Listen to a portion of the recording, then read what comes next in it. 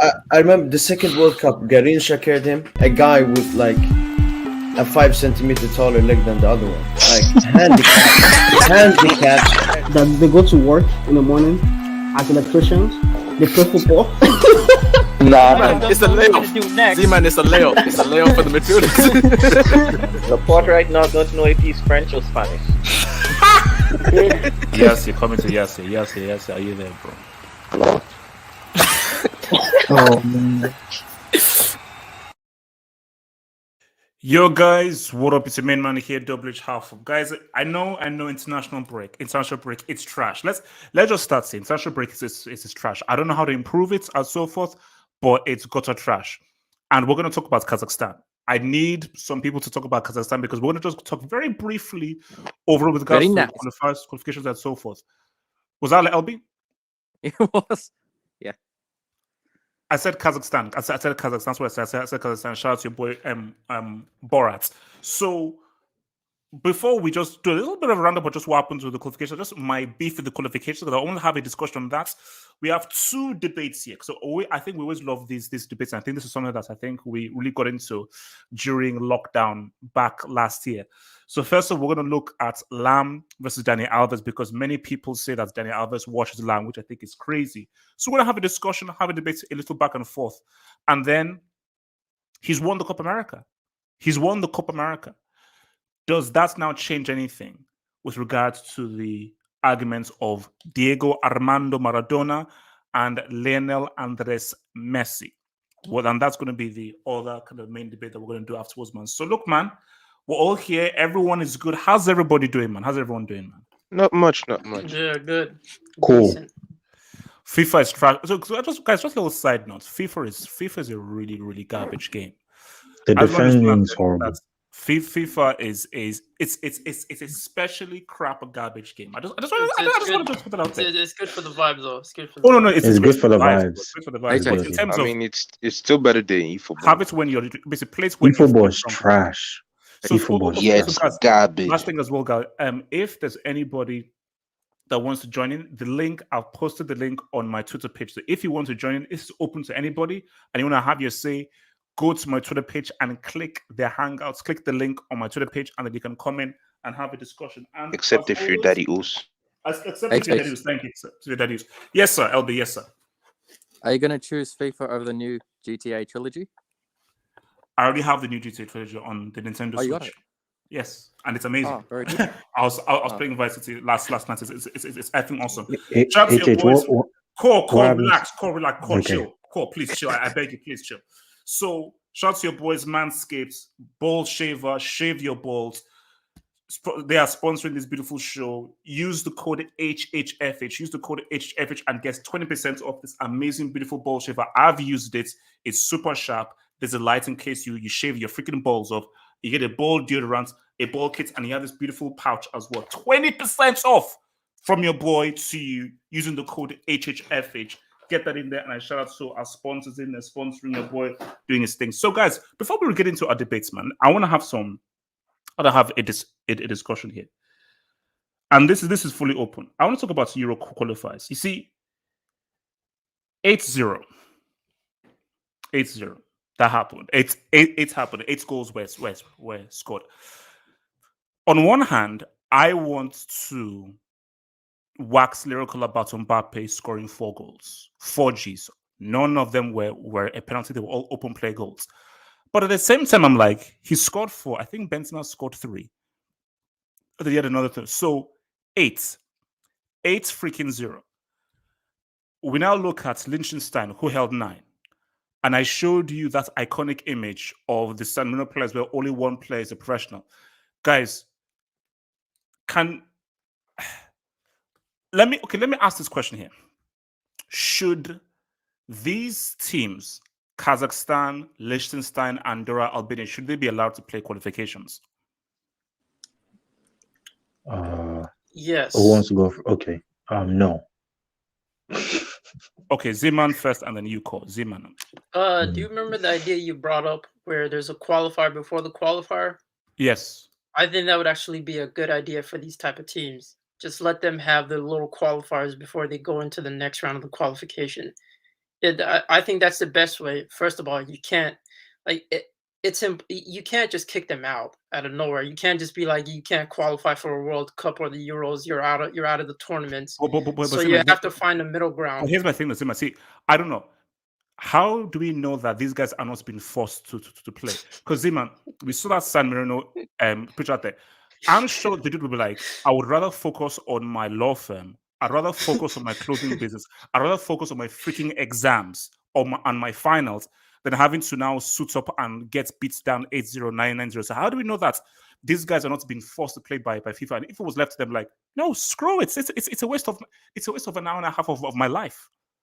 Oh man, if that's the case, then we should let the people vote, man. If they still want to be held hostage, let them be held hostage, man. Let them play out, man. The student needs credit. The student needs credit, man. So okay. So you're saying that there should be a pre-qualifier before these main qualifiers? Yeah, I mean, it will help everyone out. You know, we won't have games where it's 7-0, 9-0 on a consistent rate from the same team, and then we'll have better qualifiers overall because again Europe has so much nations, and it just feels like that would be the best solution in the middle ground to everything instead of just completely kicking them out. Core, talk to me. The gap in quality between Germany and the likes of a San Marino is very, very high because the players that they're playing against are high quality players. They play in a much quicker pace. The high intensity football can San Marino or a team like Kazakhstan can't handle that against Wait, a team. hold up. Sage, the link is on my Twitter page. Head over to my Twitter page. Go to the website, halffootballhall.com. Press my Twitter icon. Head over to my Twitter page. The link is on my Twitter page. Head over to my Twitter page and click the link, and then you can join in, bro. So it's on my Twitter page. Continue, Cole. So Portugal, the likes of Portugal, England, and these big teams, they play in such a high level. These San Marinos and Can you name me an Kazakhstans Andorran player? Can you name me a player from Andorra or HH, to Liechtenstein? be honest, I don't know. It's a guy from a road. That's all I know. Is a guy from the road. But so to be honest, like they have no business playing this against these teams because personally they stand no chance. They stand no chance. I'm sorry, unless the whole team has No, like no, a no, really but bad. then to play devil's advocate, people say that. What about the spirits of competition? I listen, I respect your passion and everything, but the thing is, this is not passion. This is you have to forfeit the match before it even starts. You're gonna lose 8-0 and 9-0, 10-0, regardless of what happens. Like you're just gonna lose. Even if it's not 8 or 9 or 10, it's gonna be 4, 3, or 5. And that's still a circumcision or whatever you call it. So for me personally, they have no business in playing these teams. They're gonna get crushed every single time. Like they need to get kicked out, to be honest. Jesus, wow, that's deep. Suleiman, talk to me. What's your view on that?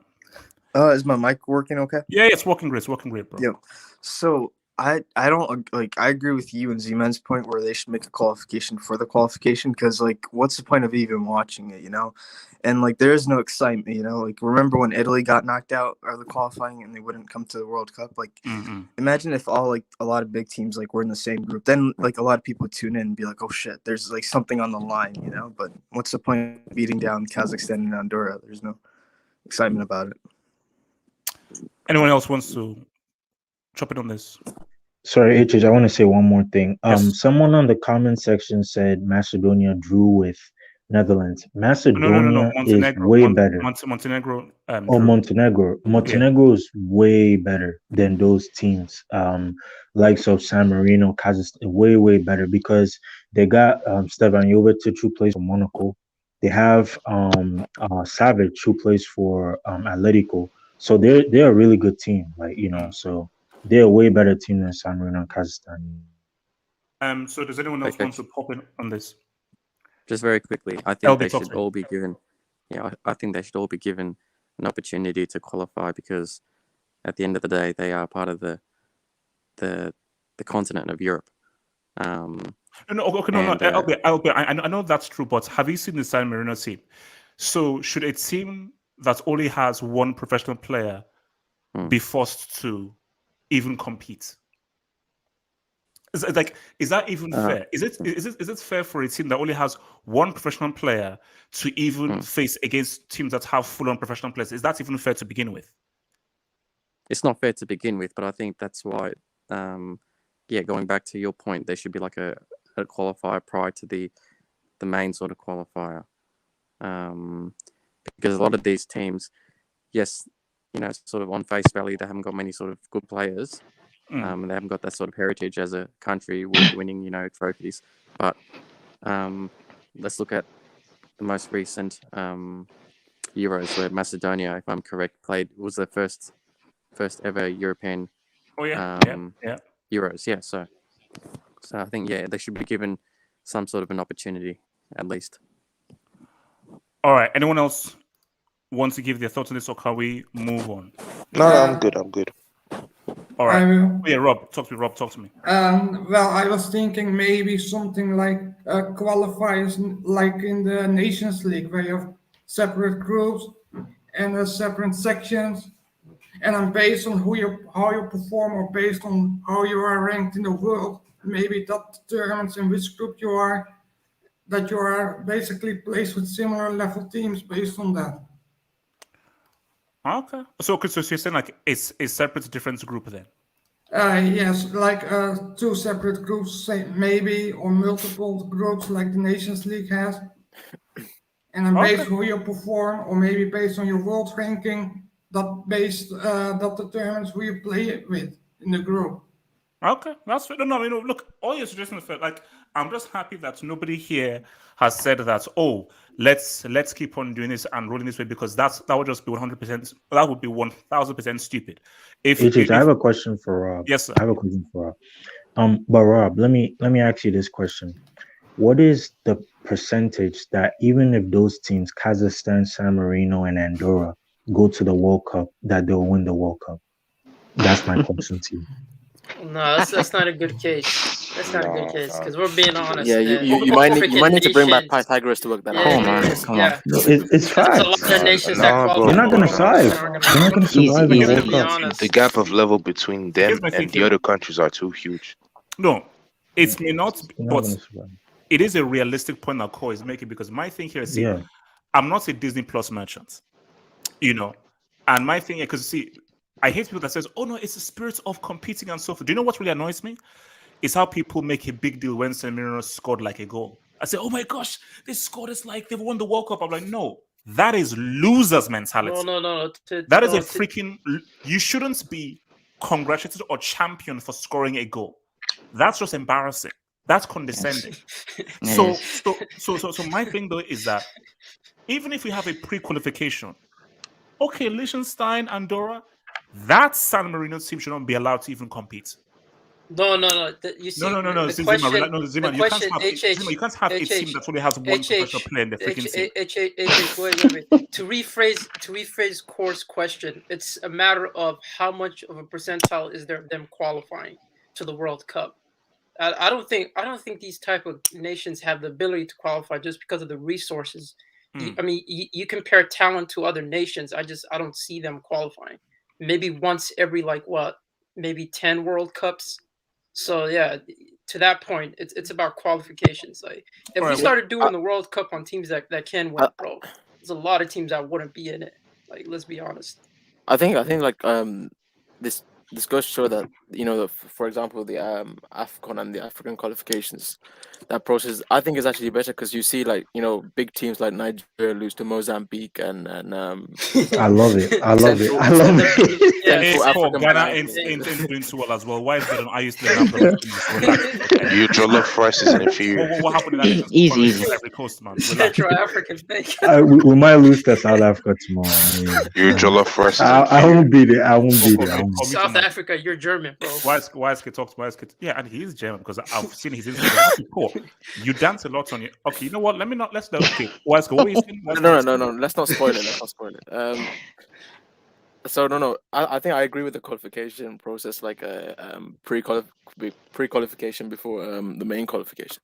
But the thing is, there's actually an entertainment But value. what's just quickly? Should San Marino even be allowed to compete?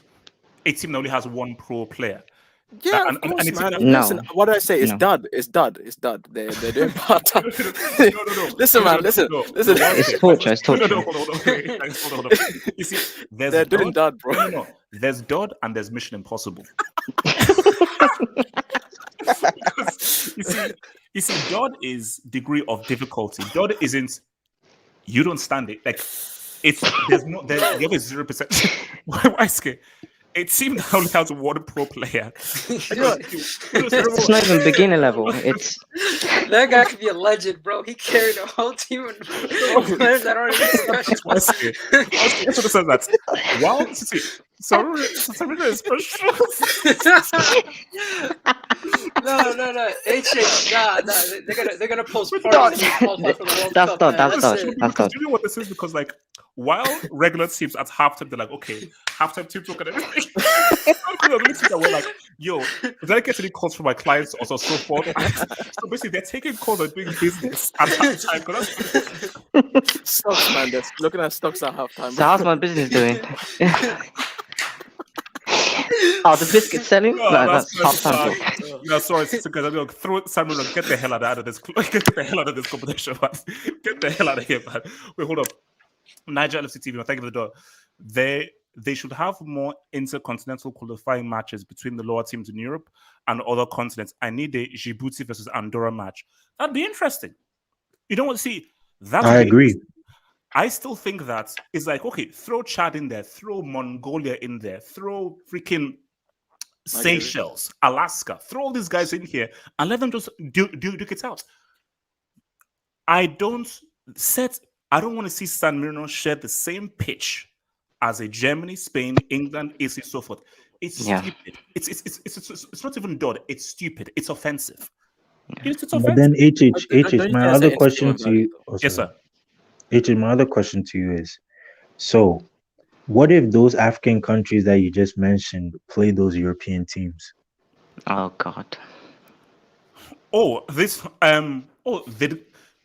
know what? I'll be real with you. Those African teams will not get beat as bad as San Marino. Do you know why? Those African teams. No. Wait. Hold up. Cole. They'll get beat. Okay. What's Cole? It won't be 9. They're all pros. San That's Marino true. only have one pro football player. That's true. Everyone else does it part-time. Everyone else has a main business that's a main breadwinner. Wait, guys, are you listening to what I'm saying? I don't think you guys are actually listening to what I'm saying. Because you're dealing with a team where their brain is thinking about their business. Probably a guy was like, man, how the hell did I lose that low case and so forth? Maybe if I used like Hobart and so forth. So he's thinking about that. And these guys I swear to you, at halftime, that student is revising for his exam. At halftime, that guy said, he's emailing is his everything professor, good in my clothes? Please. We need to also talk about the selection process as well. I think it's Yeah. the San Marino selection. Wait. Actually, hold on. Let me just. This So we went. Chris says Niger. You've been selected to represent your Easy. You know how messed up this is? Guys, we're actually talking about Niger Republic. Say what's up to Andorra. Respect Niger Republic. And guys, let me say this right now. If Niger Republic was to lose to Andorra and San Marino, you know, I may have to rethink becoming African man. We're going to be Caucasian. Just wait. What's the opposite of Wakanda? Is it like Caucasian forever? Caucasian forever. Yeah. Caucasian forever, man. You know, because that's then I'll let you hide. So your boy, what's it called? Freddie Hiansu, man. Thank you for the dog, Freddie Hiansu. African sides should not be in the World Cup. These Europe minnows played African sides. They'd get points. We should not let them in either. Never winning. So, all right, Freddie. So do you actually have any proof that a San Marino team would beat any of these African sides? Liechtenstein? Because again, I would love to see it. But there should be. I think it was LB that said that make a special tournament of the minnows. Let's see, because if San Marino you can't call it a special tournament, bro. Yeah, it can't be special. Bro, there's only gonna be 12 viewership every game, bro. Let's be honest. No, probably 4 probably. I'm watching that because I'm watching that. Nah, you ain't watching. You ain't watching. You're not watching Africa because you're not watching. You're capping. If San Marino beats Niger Republic or Djibouti, you know, My goodness. What broadcasting channel's gonna You're capping. Djibouti. Wait, so you're telling me. Wait, do Somalia have a team? I want to see Somalia. Wait, so you're gonna make a whole new intro. You're gonna make a whole new intro, a post-match, a pre-match. And bro said, "What's up?" I'm like a pre-match analysis with like suits, fiery backgrounds. Because Head-to-head challenge versus minnows, bro. Who has a better history? Oh my God! No, guys, because that's that's just sick, man. That's just that's what's up. Wait, hold on. Your boy Ice Freezy says Nigeria has no World Cup, by the way. Hashtag headline in Andorra. Ice Freezy, you're an effing moron and you're a loser. You see, you even messed up the joke. You dumbass. Parentless piece of crap, asswipe. QCB says only one big team in each group of the Euros. Yeah. So you say Uruguay, Chile, and I think that is Colombia, or is that Ecuador? Oh shit! In danger. Yeah. Yes, Uruguay are in danger, bro. Uruguay. Sorry. Hey, they usually South make the America World is Cup different. easily. South America is tough, bro. South America is not a joke, man. Nigeria says European fans are so arrogant and condescending, but half of their teams have direct African descendants as key players, which is true. You see, that's it now. Which is why I said, let me see the minnows against the minnows of Africa and the minnows of Asia and so forth. Let me see if you that. But as I've always said, guys, don't talk to me about Africa winning any World Cup, bro. Don't talk to me about that. Because Africa's best talent is going to Europe.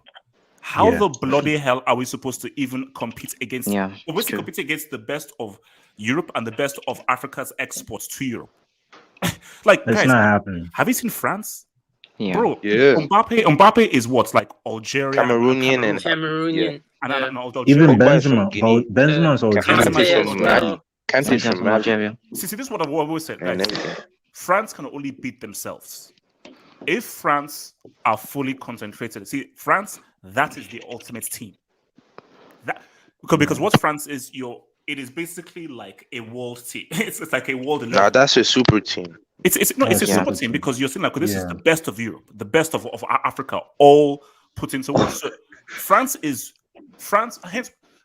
will only lose the World Cup by beating them themselves. That's the only way. Nobody can beat them outright. No, you can't beat France outright. They have to make mistakes and self-destruct. That's the only way.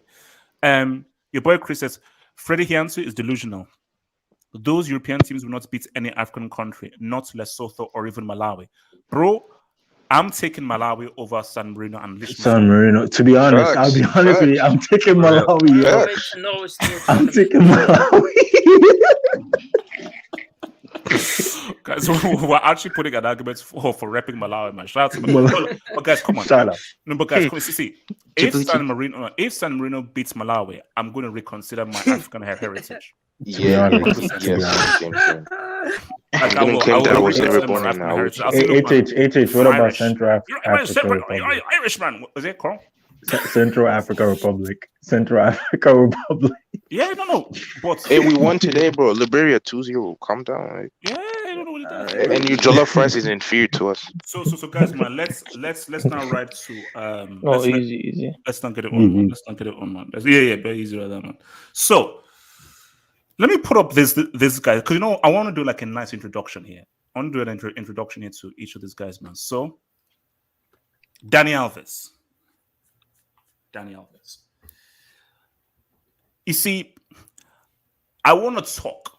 I want to have a discussion because I think when we're doing these debates and so forth, I want to know where people are coming from. Because some people are coming at this debate from a footballing debate. Some people come at it from a positional debate. Now, personally for me, I feel that if it's striker v striker, right back with left back, left back with left back, we have to say, first of all, before we even talk about the players, what is the position that then they play? What do we expect of that position? I was on the football terrace, I think two days ago, and we were discussing Ben White. And this guy who's an Arsenal fan said, oh, he feels that Ben White should be rated, should be given like a super high rating. And then this other guy said that, oh no, Ben White is very good, but he's not scored a goal. Then I was like, isn't he a goalkeeper? No. I said he's a central defender. Yeah, he's a defender. Oh, he's a defender. But the guy says, oh no, if you're going to be rated very highly, you have to get a goal in there. I said, no, that makes no freaking sense.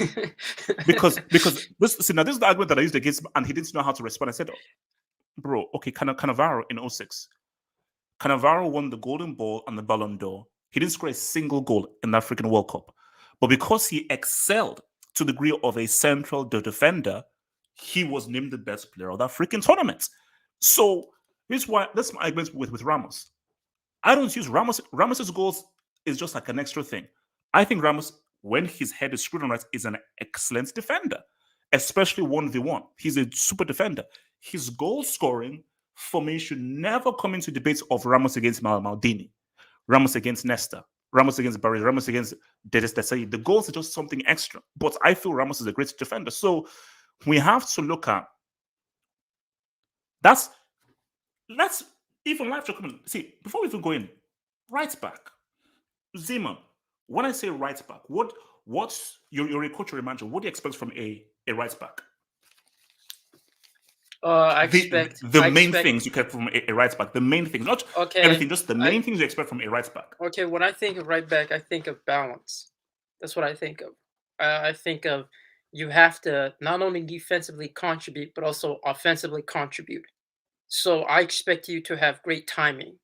I expect you to have great defensive awareness. I expect you to not necessarily contribute goals and assists to the front line, but at least contribute some form of deliverables, such as putting across, making those runs for your wingers. That's what I think of. That's why when I think of fullbacks in general, but right backs in particular, I think of balance. That's the main key point. You have to have balance in your game. You can't be too much of one thing. Right? That's the thing. You can't be too much of one thing because that means you're limited to the style of play a manager can deploy you in. Because if you're too defensive, he can't necessarily employ you in attacking positions.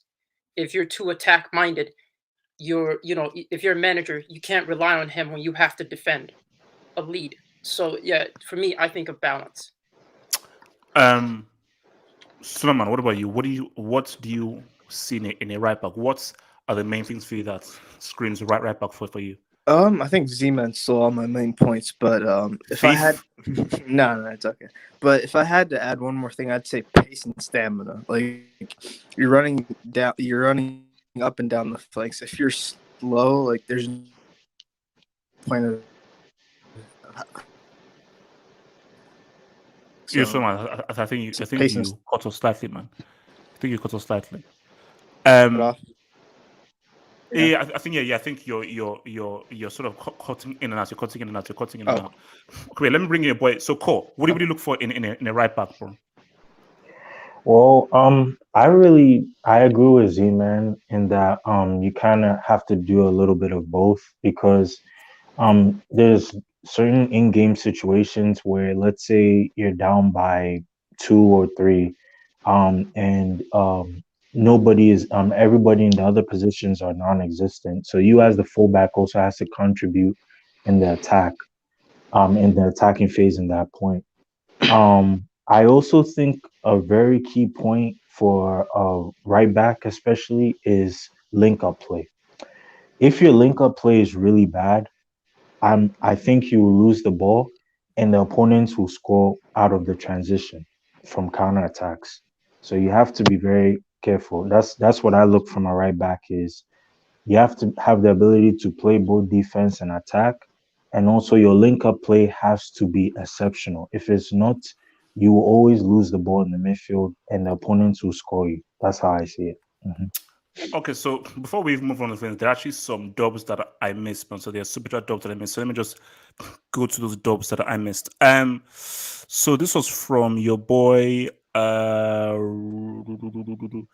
Rioy Rossoneri, who says Europe is plundering our African talents. You know what? I don't know how Cole Thingy and all of you guys feel about this. Is like, look, if Africa don't want to support, develop, and be organized, what beef do I have? So I can hate agree. on Tammy and Tomori as much as I want, and obviously Lukman has actually come to Nigeria, but I can hate on them, but I don't even hate on them because my things are bro. He wants to go to a place where it's proper organization, it's a proper meritocracy and so forth. Bro, Nigeria brought back Igalo because he's friends with people in the NFL. That's the kind of crap that I don't have freaking time for. So my thing is, it's unfortunate. It's unfortunate when you just look at the history of poor organization in Africa and so forth. And I can't, if I'm a Nigerian or a Ghanaian, I've lived in Belgium since I was 5 years old. I'm into Belgium. I went to primary thingy in Belgium and so forth. You should not hate me for wanting to play for Belgium, even if I'm more akin to Belgian culture than Ghanaian culture. Yo, can I add something to that? Let me add something too. I agree. But hence why I always say that, like, don't talk to me about Africa winning, because Africa's chance was back in the 90s. I agree. With the way things are going now, it's impossible because Africa's best talents and everything, boom. Because if I'm a parent and I know that my kid is really good, bro, I'm going to England. I'm going to France because I know that I go to England and France, I can have a better standard of living, and I know that my son will be fully supported by the coaches all the way through. How do I know that the coaches in Nigeria, Ghana, and so forth are going to be able to properly develop my son and make him reach the whole point? Yeah, so it is what it is, man. Can I add something to that? Hold on. Barry Benzema. Barry, talk to me. I want to add something too. Yeah, it's like Akeem Olajuwon for my basketball savants. There we go. Oh, yeah. No. Because wait. So Barry, quick, right now. I'll let you go.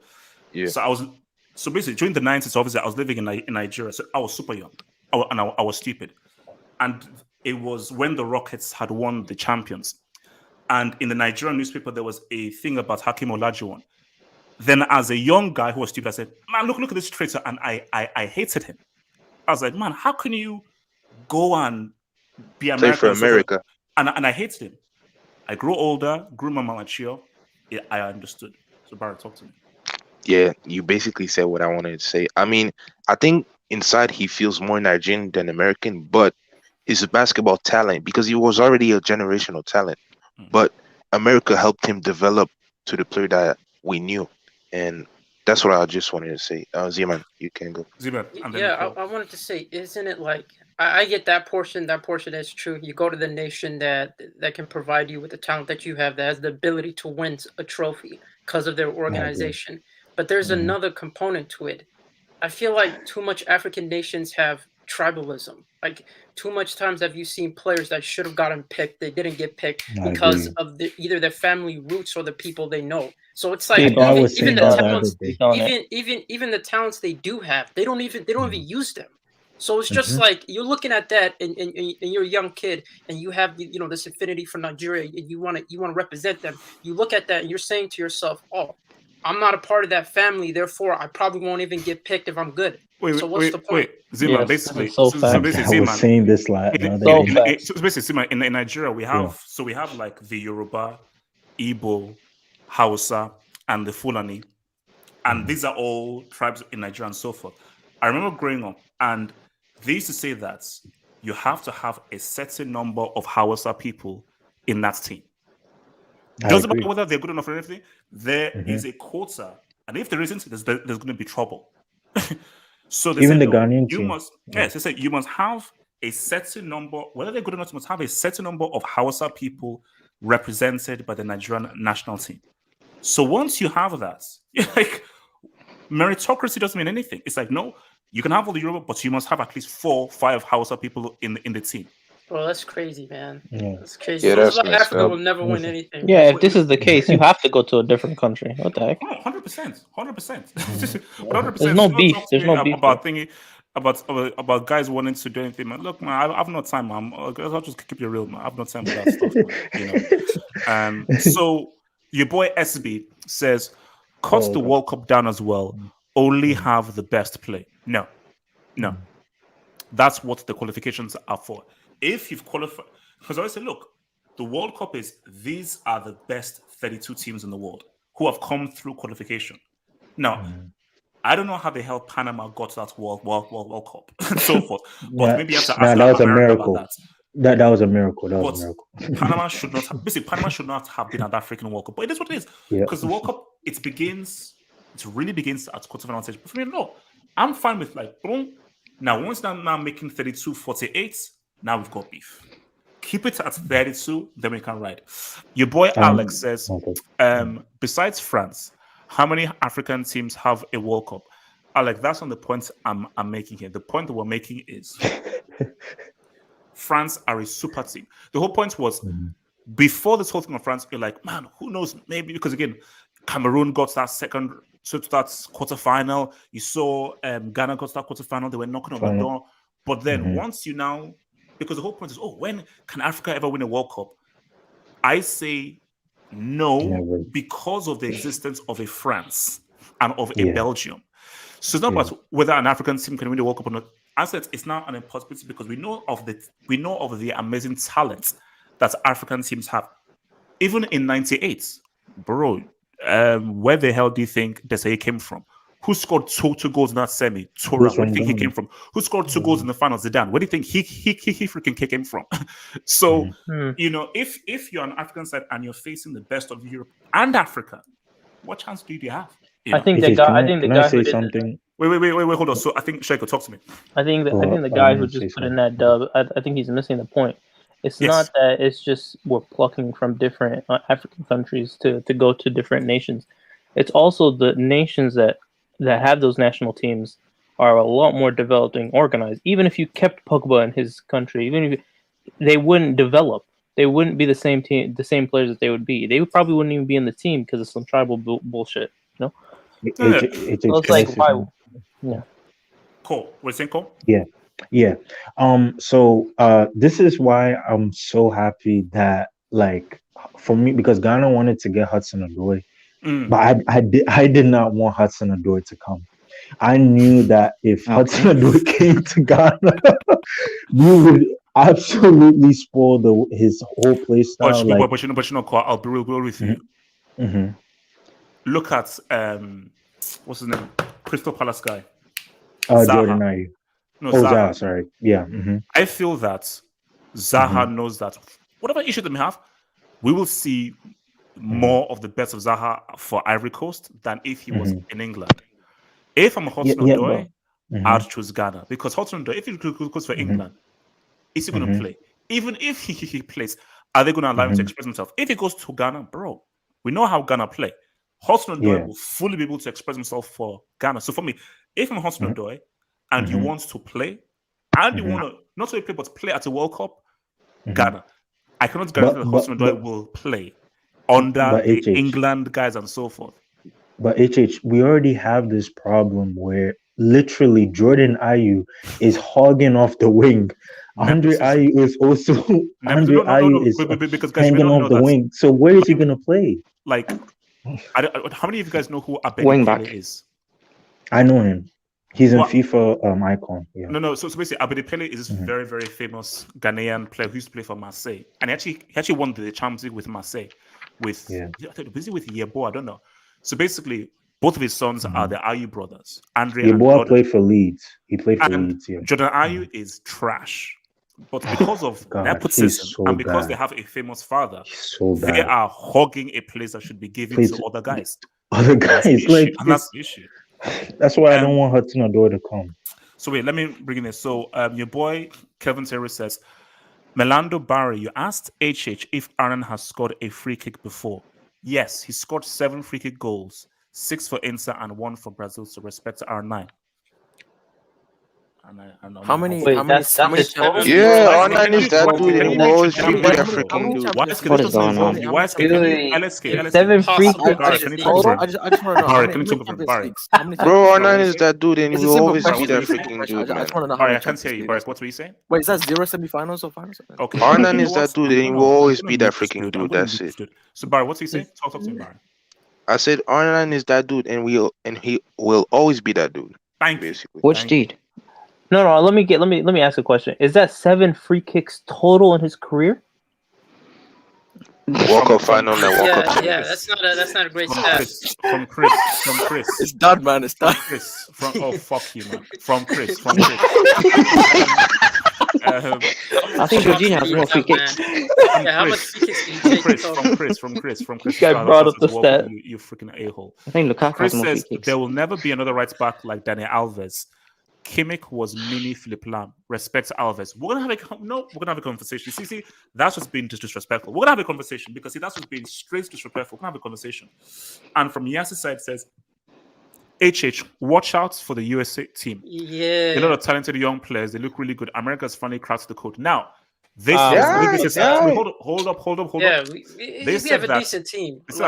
Yeah. America has beaten Mexico, I think, twice for the first time since like 1920.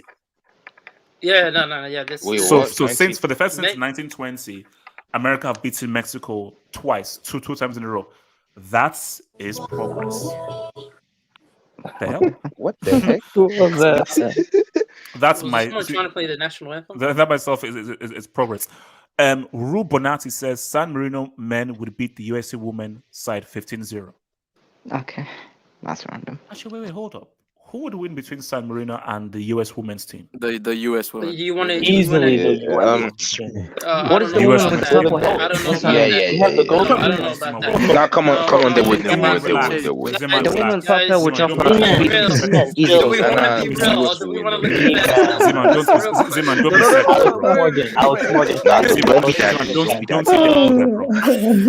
bro. Bro, they lost to an under 15 like development team, bro. Wait, what year? What year? Wait, hold on. Let me respond to that. Want to go there, Okay, let me respond because that's what like an under 12 team. That under 12 team would beat the living crap out of that San Marino team because that's under 12 team do play football for a living. All I'm saying is we're No, Z-Man, what year was that? That's all I'm saying, bro. Z-Man, what year was that? Z-Man, bro. Z-Man. What year was that? Go ahead. What year? No, what year was that? That was 2000, I believe. 2000. Okay, hold up. Okay, guys, let's get back to this whole thing, man. It wasn't them. It was yeah, Australia can I team. talk about I made it? it to It's a different squad, man. So let's just get back to the whole thing. So, guys, now let me. Shout out to US women, bro. No disrespect. So let me Shout out come to to them. okay. So Barry, Danny Alves, and then Lahm. Talk to me. Let's just start. Yeah. Alves and Lahm. First of all, guys, it's gonna get real. So get a meal or get a drink. That's all I'm gonna say. Actually, let me not say that. I'm making some powdered yam with egusi soup. I got gummy bears. Yeah, I've got a glass of milk and cookies. I have some gummy bears. I quickly put that thing right there. Wait a minute. That's okay. What just happened? Barry, can you talk louder? Barry, go for it, Barry. Yeah. Okay, so now getting meal or getting drink. I got some pounded yam and egusi soup. So just saying. Maryland. Okay. Between who would I pick? No. Who is the better right back? Ooh, Who's the best right back and why? And we're gonna have it to talk about this. Okay, I think I will pick Philip Lahm because I think Lahm defensively I think he's the best out of them two. 100%. I think his awareness, his placement, and his football IQ on the defensive side is unmatched. But Danny Alves offensively he brings more due to his abilities and the way he can link up with the other players on the field. But I think that even prime Philip Lahm, he was very good offensively. He could create great things with a young Muller. Don't remember that what he used to do offensively, bro. He's crossing as well, man. People don't talk His about leadership too. Impeccable and leadership too. So I would pick him, but it's not a big gap between these two. It's very close, but I think if I want to make a team and I need a solid right back, I will mostly pick him. Sage, talk to me. Lahm or Danny Alves, man? For me, it's Lahm. Yeah, defensively he's better, and obviously he's a better leader. That's it, pretty much. Z-Man. All right, let me get to it, man. Oh. So head to head, right? Okay. There we go. First, Take it easy. Take it easy. Yeah, have a sip of your milk. No. And cookies. Head to head. I got my milk and cookies. Get your meal, folks. Get your meal, folks. Get your meal. No shame. All right. So first head to head, right? Who has the Lala? Right, we're talking about who has the Lala. People that wait, no, Lala. Z-Man, hold on. Z-Man, that's I need Urban Dictionary for that. I need Urban Dictionary. For number 10, you can start with Lala. You can't start with Lala for right back. No. You got to talk about the Lala, the knee, and the. You got to. Z-Man, start with who's defending, because these are they're both defenders. All right, let me get to my assessment, man. All right, first it's Lala, right?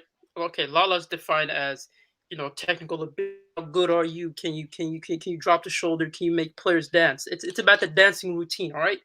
So for me, in terms of that, I would say easily Danny Alves.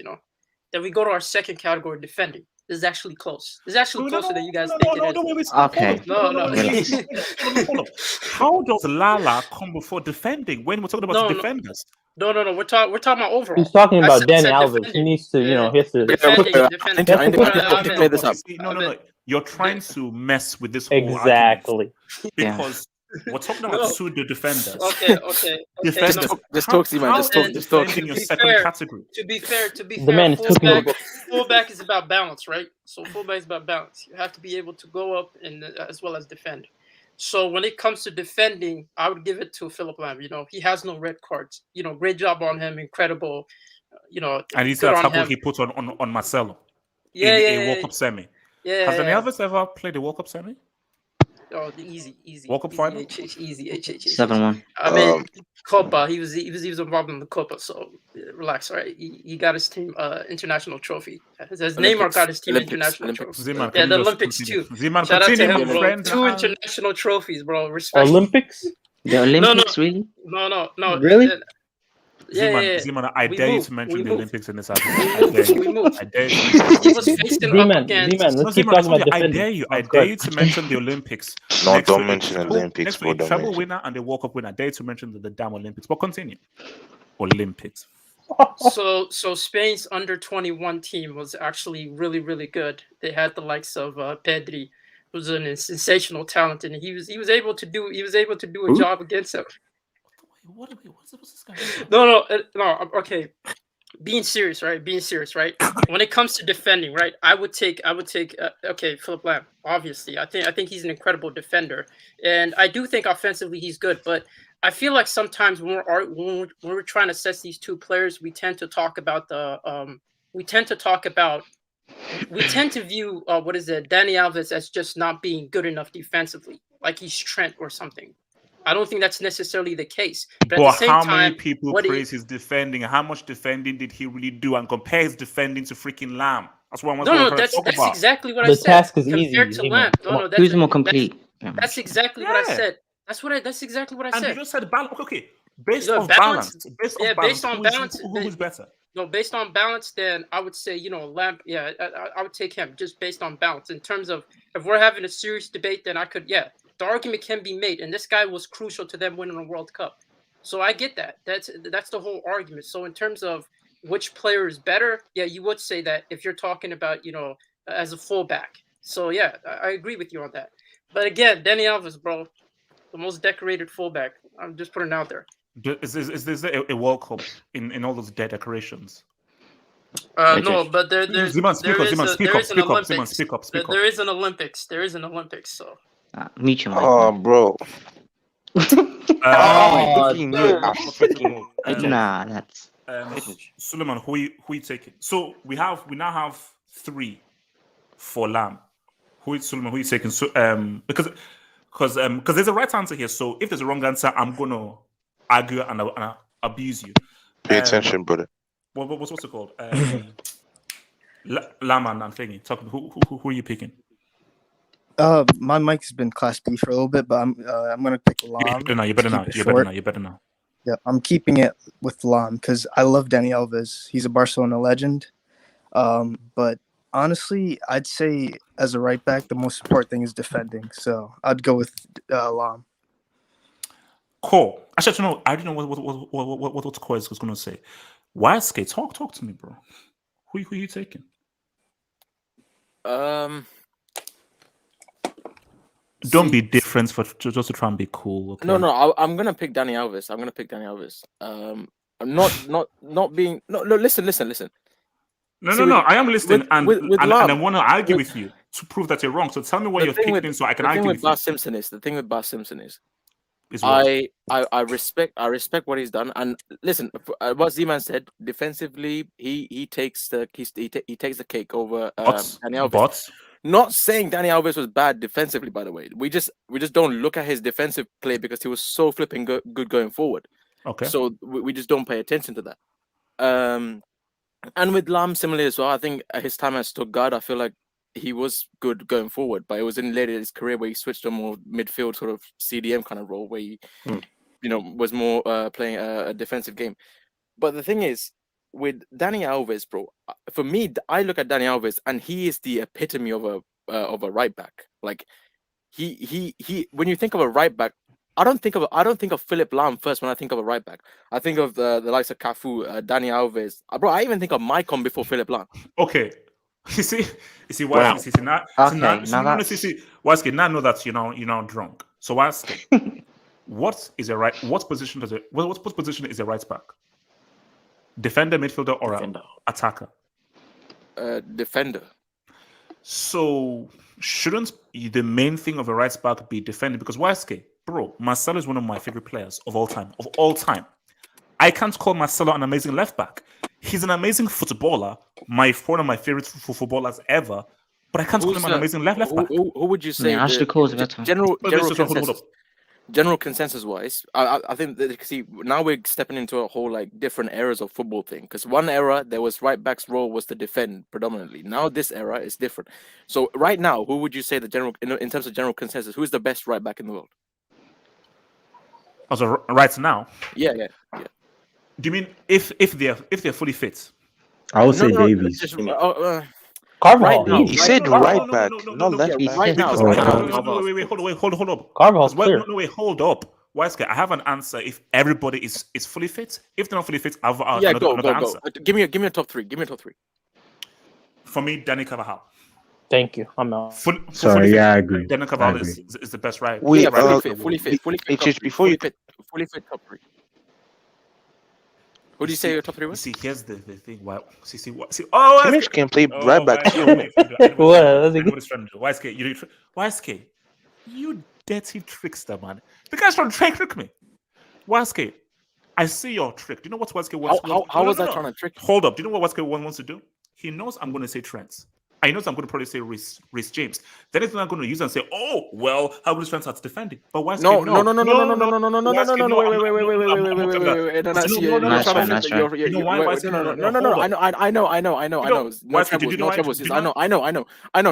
troubles. So what I was trying to say is different footballing eras.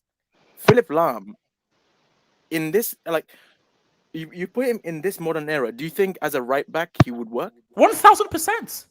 In the best teams in the world right now. So under Klopp. No. Hold. I'll tell you why he works.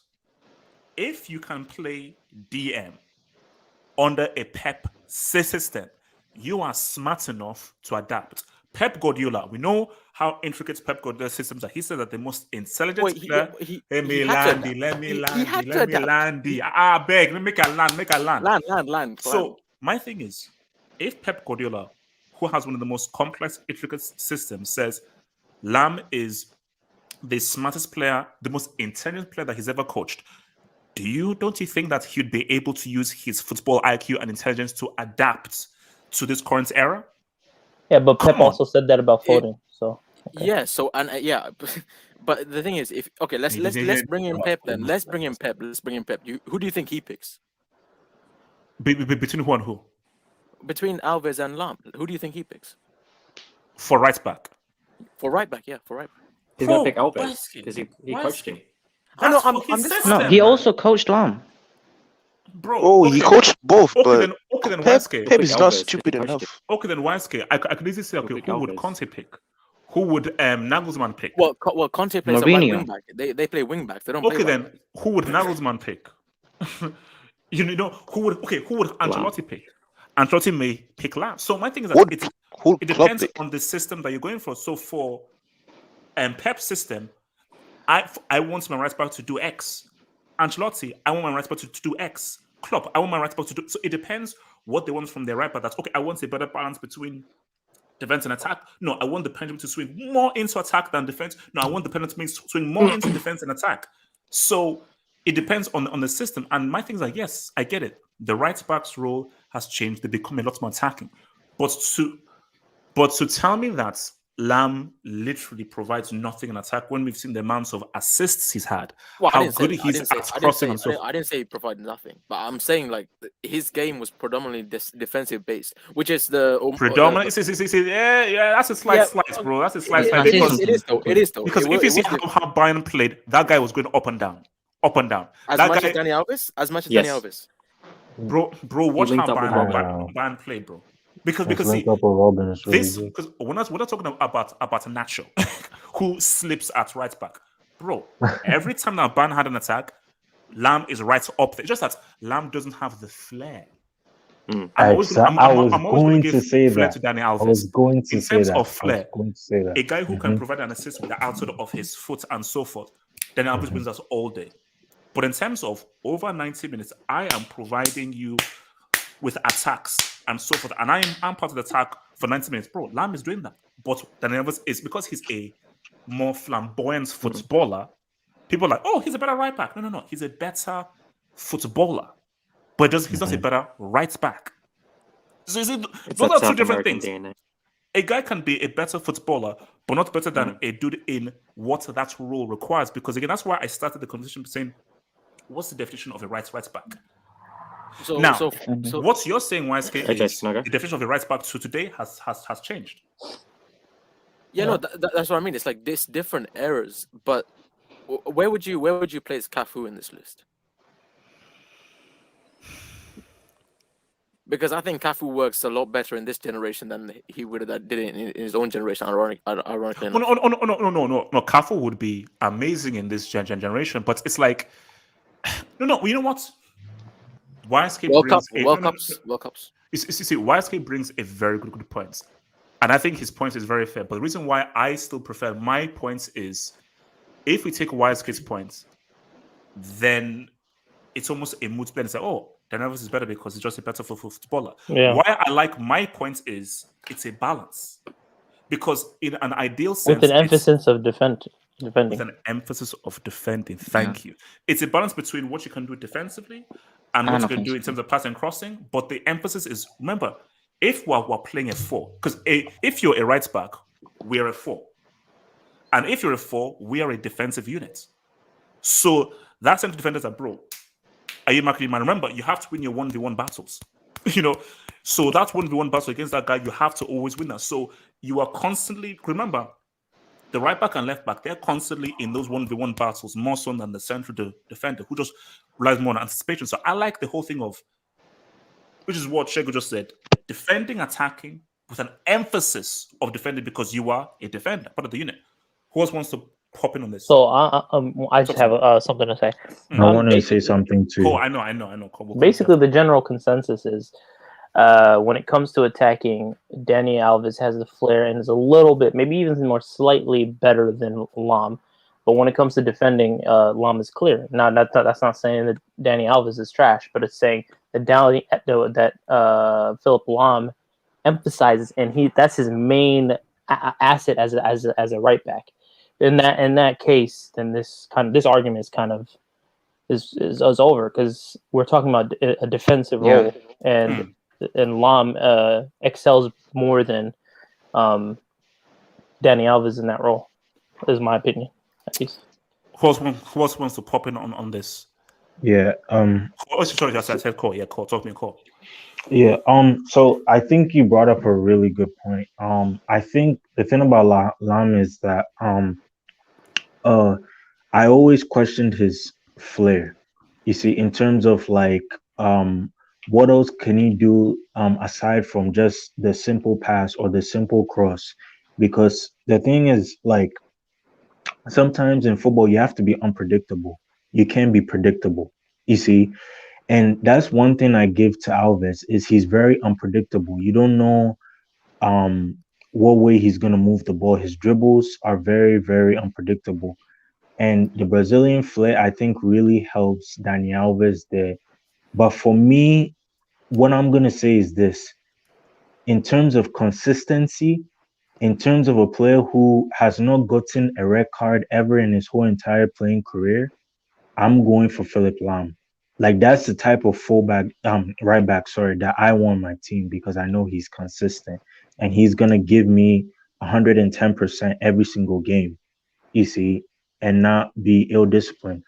Alves, he's good attacking wise, but again, he leaves a lot of space at the back. Sometimes he's had times when he's left space at the back.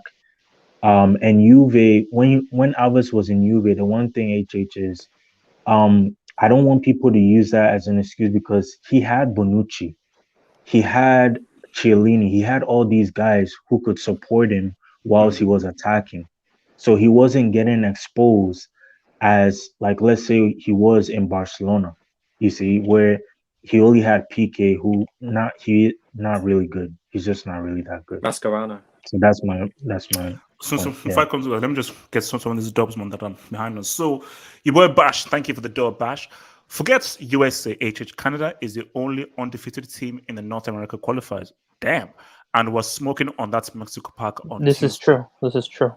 That's why I said America. Hey, bro, It's Canada showing disgusting, out, man. bro. So Hey, are Canada hopefully, really man. going to say something at the World Cup? Wow. Disgusting. Wow. But no, we're not gonna do anything. We're No, not no, gonna no, do no. anything. Wait, if Canada go further in the World Cup than America, America should be embarrassed. Davis and Jonathan Now David. we're not are gonna do glory anything. players, We're man. not gonna do anything, bro. Glory David. players. Although though, let's be real. If you combine if you combine Canada and America, the best player combining all those two is Davis.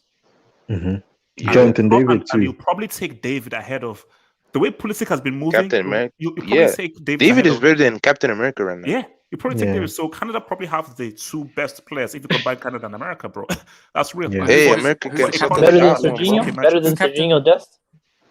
Who captained America in Brazil 2014? What's his name? Yeah.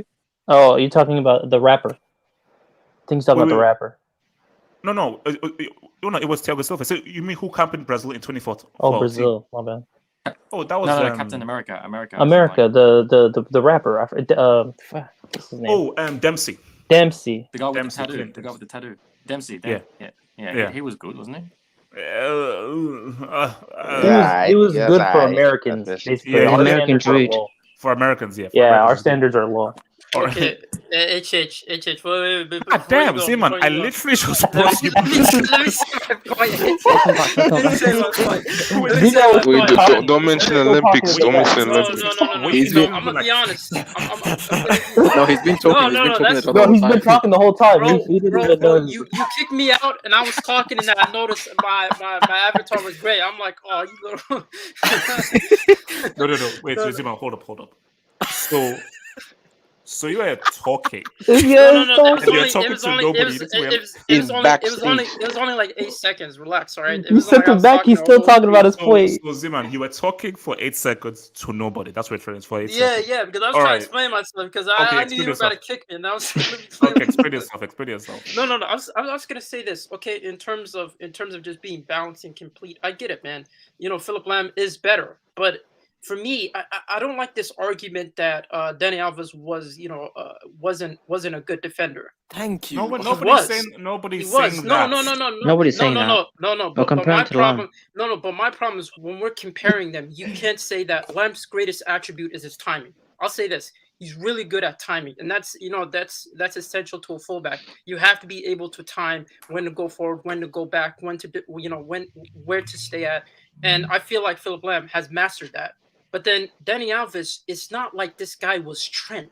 Like it almost feels like we're talking about him like he's making these large gaps, or he's a Marcelo. He's making these large gaps in front of him. Can I respond to that? Can I respond to that? Well, hold up, Z-Man.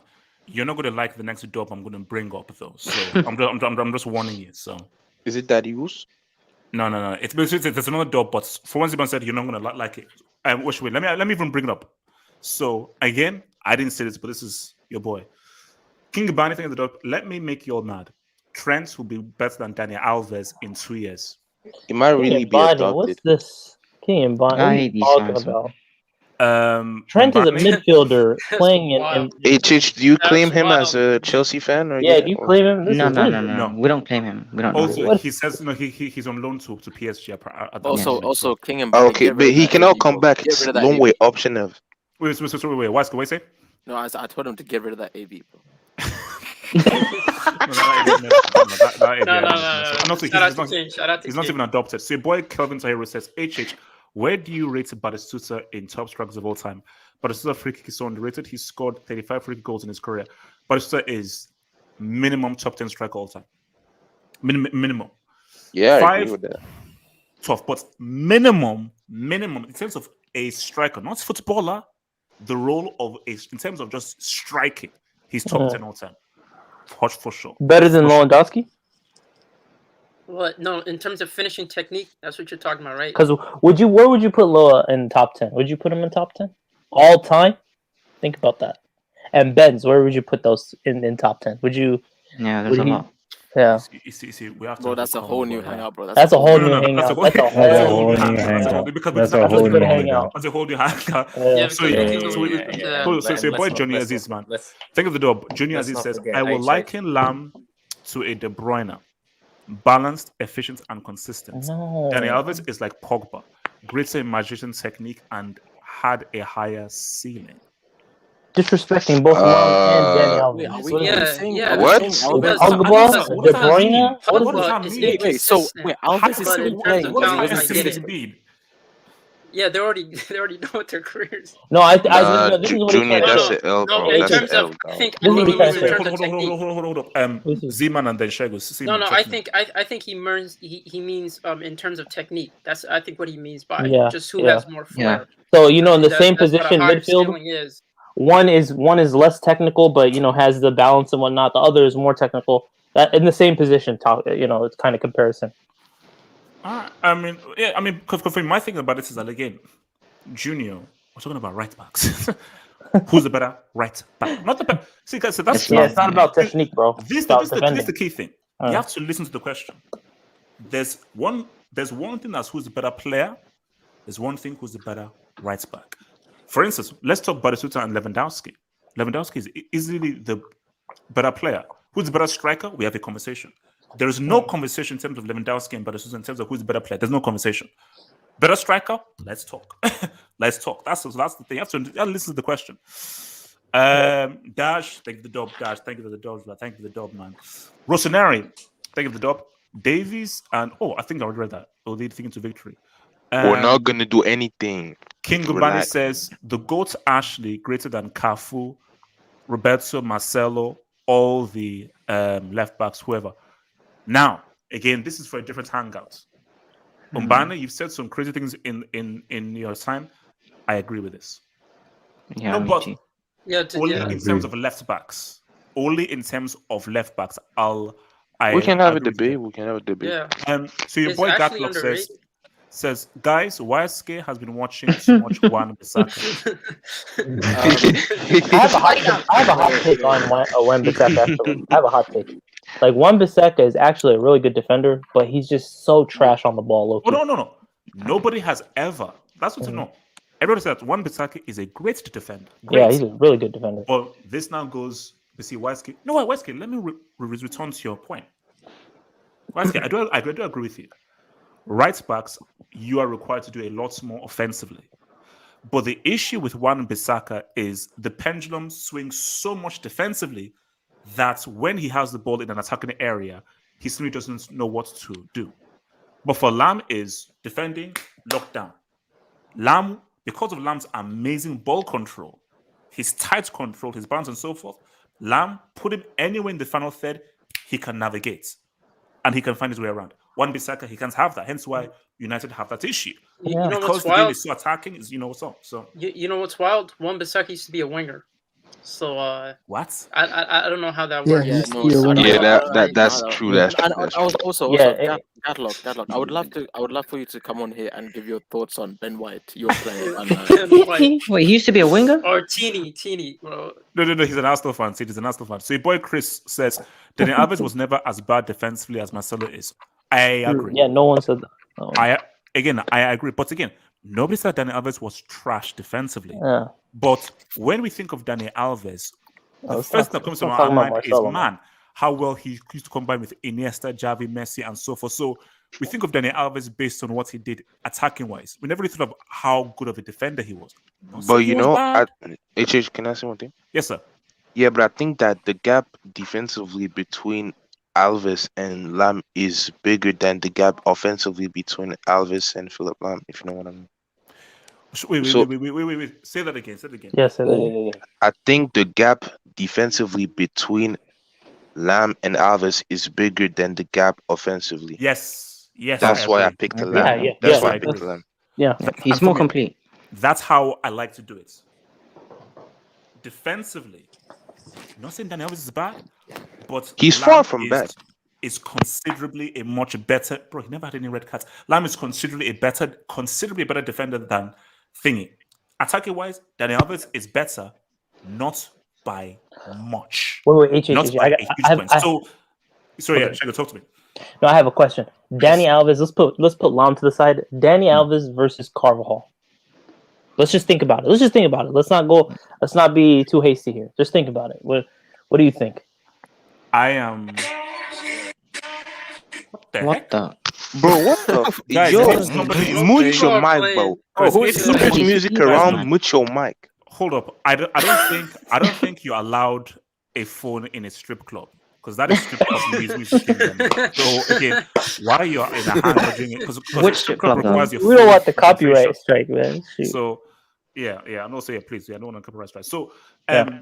What do you so, think about that? You see, it depends on the system that I'm playing. You see, Yeah. I believe that Danny Carvajal fully fit is overall a better right back because Danny Carvajal is a super defender.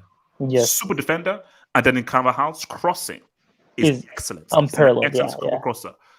But if I'm playing a very attacking team where I keep hold of the ball for a long period of time, Danny Alves is going to give me a lot more.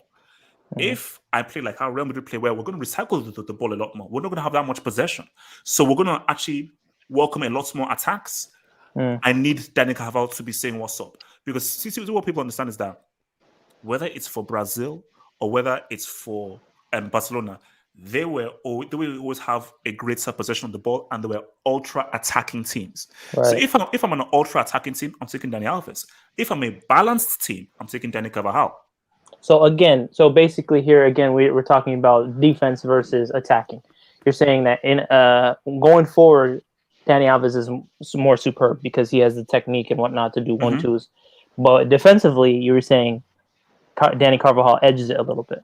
Yeah, Okay. but if you want to do it if you want to add it all together overhaul, Danny Carvajal, I would take Danny Carvajal because I know of how good that I don't He think is we have to worry defensively. defensively. Right. And bro, look at the amounts of assists he gave to Cristiano. Yeah. He may not have the flow of Danny Alves. The outside of the foot cross. Money. Oh No. my god. HH, you see, this is where I kind of have to disagree with you in that sense. I don't think that Danny Alves only worked in a possession-based team. I think this guy worked well in Juve, and he also worked well in PSG. How good was he at Juve compared to Barcelona? No, he was there for one season. He actually performed. He was one of their best players. Like even if you look back on it, But what's he was Serie A, he was actually crucial in the Champions League as well. So like in terms attacking of wise, yeah. performances, no, even defensively he was Yeah, good. defensively, he It's not did a good job on Bernardo Silva and everything. Yeah, so he's shown that he could fit multiple systems depending on what the manager wants him to do. So like, okay, wait, let me bring this on the one. So your boy Junior Aziz says Lahm was in a talented German squad. What's this guy saying? Hence winning the World Cup. Where is his dud? Danny Alves won 3 trophies with Sevilla, 2 European trophies, and 1 Copa. See, what, okay, Bro, what kind of nonsense is this? I don't want to be that dude, bro. No, hold up. First of all, Julius, I love how people want to be revisionists. If we go back to freaking 2014, you freaking clown, who put Germany as favorites to win that freaking World Cup? Lahm. You see, I hate when people do this. Only after people want, oh, it was so amazing. No, before that 2014 World Cup, Germany were not seen as one of the they were not seen as, oh, this is the favorite team. And look at Lahm's performances in that freaking team and what he did at that freaking World Cup. So you can't hold that against him. I'm sorry, Danny Alvarez doesn't have a freaking dud on his resume. Didn't Lahm score in the one of the knockouts, a header? I'm pretty sure he did. No, he scored in 06. I don't think he scored in 14. No, he didn't. Yeah, round of 16, Ozil and an own goal. Quarters it was Hummels, and 7-1 we know, and the final was Shirley. Go say my bad. Barry got the receipt. Wait, hold on. LB and then Rob. LB, talk to me. Just to begin with, does anyone remember the challenge that Lahm had made on Marcelo in the semi-final? Yes, iconic. One of the best. Yeah, that was clutch. That's right. Yeah, that epitomizes Lahm. For me, I think Lahm is the better right back because a right back position is a defensive position, and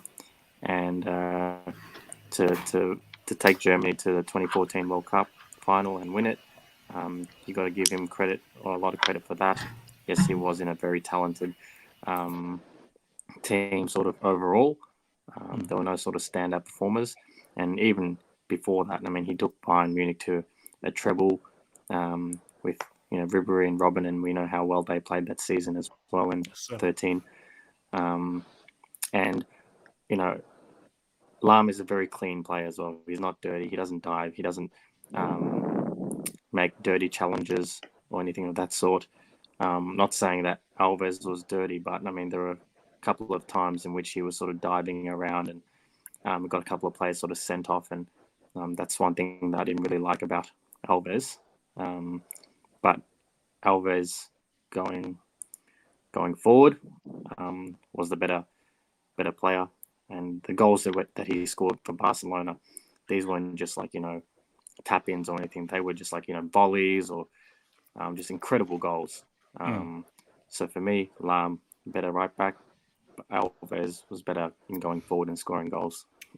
Rob, talk to me. I wanted to say Lahm also scored the winner in the semi-finals of the 2008 Euros.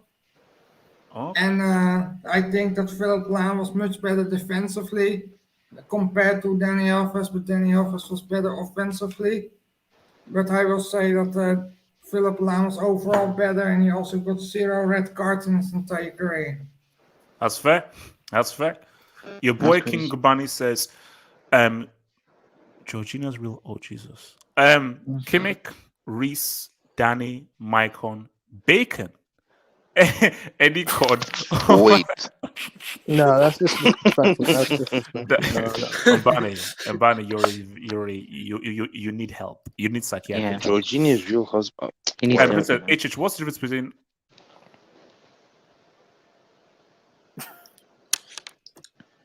Really?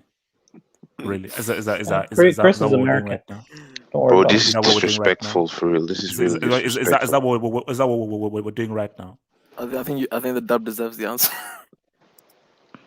There is a massive difference between the two. Just thank you for the dub. Shan, if Current United was a person, it would be LSK. Wait, Shan, how's your nose? How's your nose, man? How's your nose? How's your nose? How's your nose? How's your nose, man? Oh, the abuse is real. No, that's a trash comeback. That's not just from How's your nose? How's your nose, really? What is it? Primary school? Because he supports Brentford, man. What can I say? So your boy Umbani says, to be fair, Lahm was a part-time farmer. Oh my god. Okay. We don't need to Mbani, you're done. Mbani's done. I won't be surprised if King Mbani becomes a Bayern Munich fan in like 2 years. I won't be surprised. No. Look, Sage, we don't claim as a Chelsea fan. We don't claim as a No, Chelsea no. fan. I'll think, beat him man, up into pop for so in real life. Not gonna like he's annoying. for a guy who supports a team who won the UCL, you need help. Chris, I've seen Danny Carvalho get roasted by the Us. That is true. That is true. Okay, one moment. That All is right, true. cool. Yeah. Now that happens to everyone. How many other times has it happened where he's gotten roasted? So Wait. you see, I mean, Cristiano roasted Lahm at one point. like what? I mean, what does When? this mean?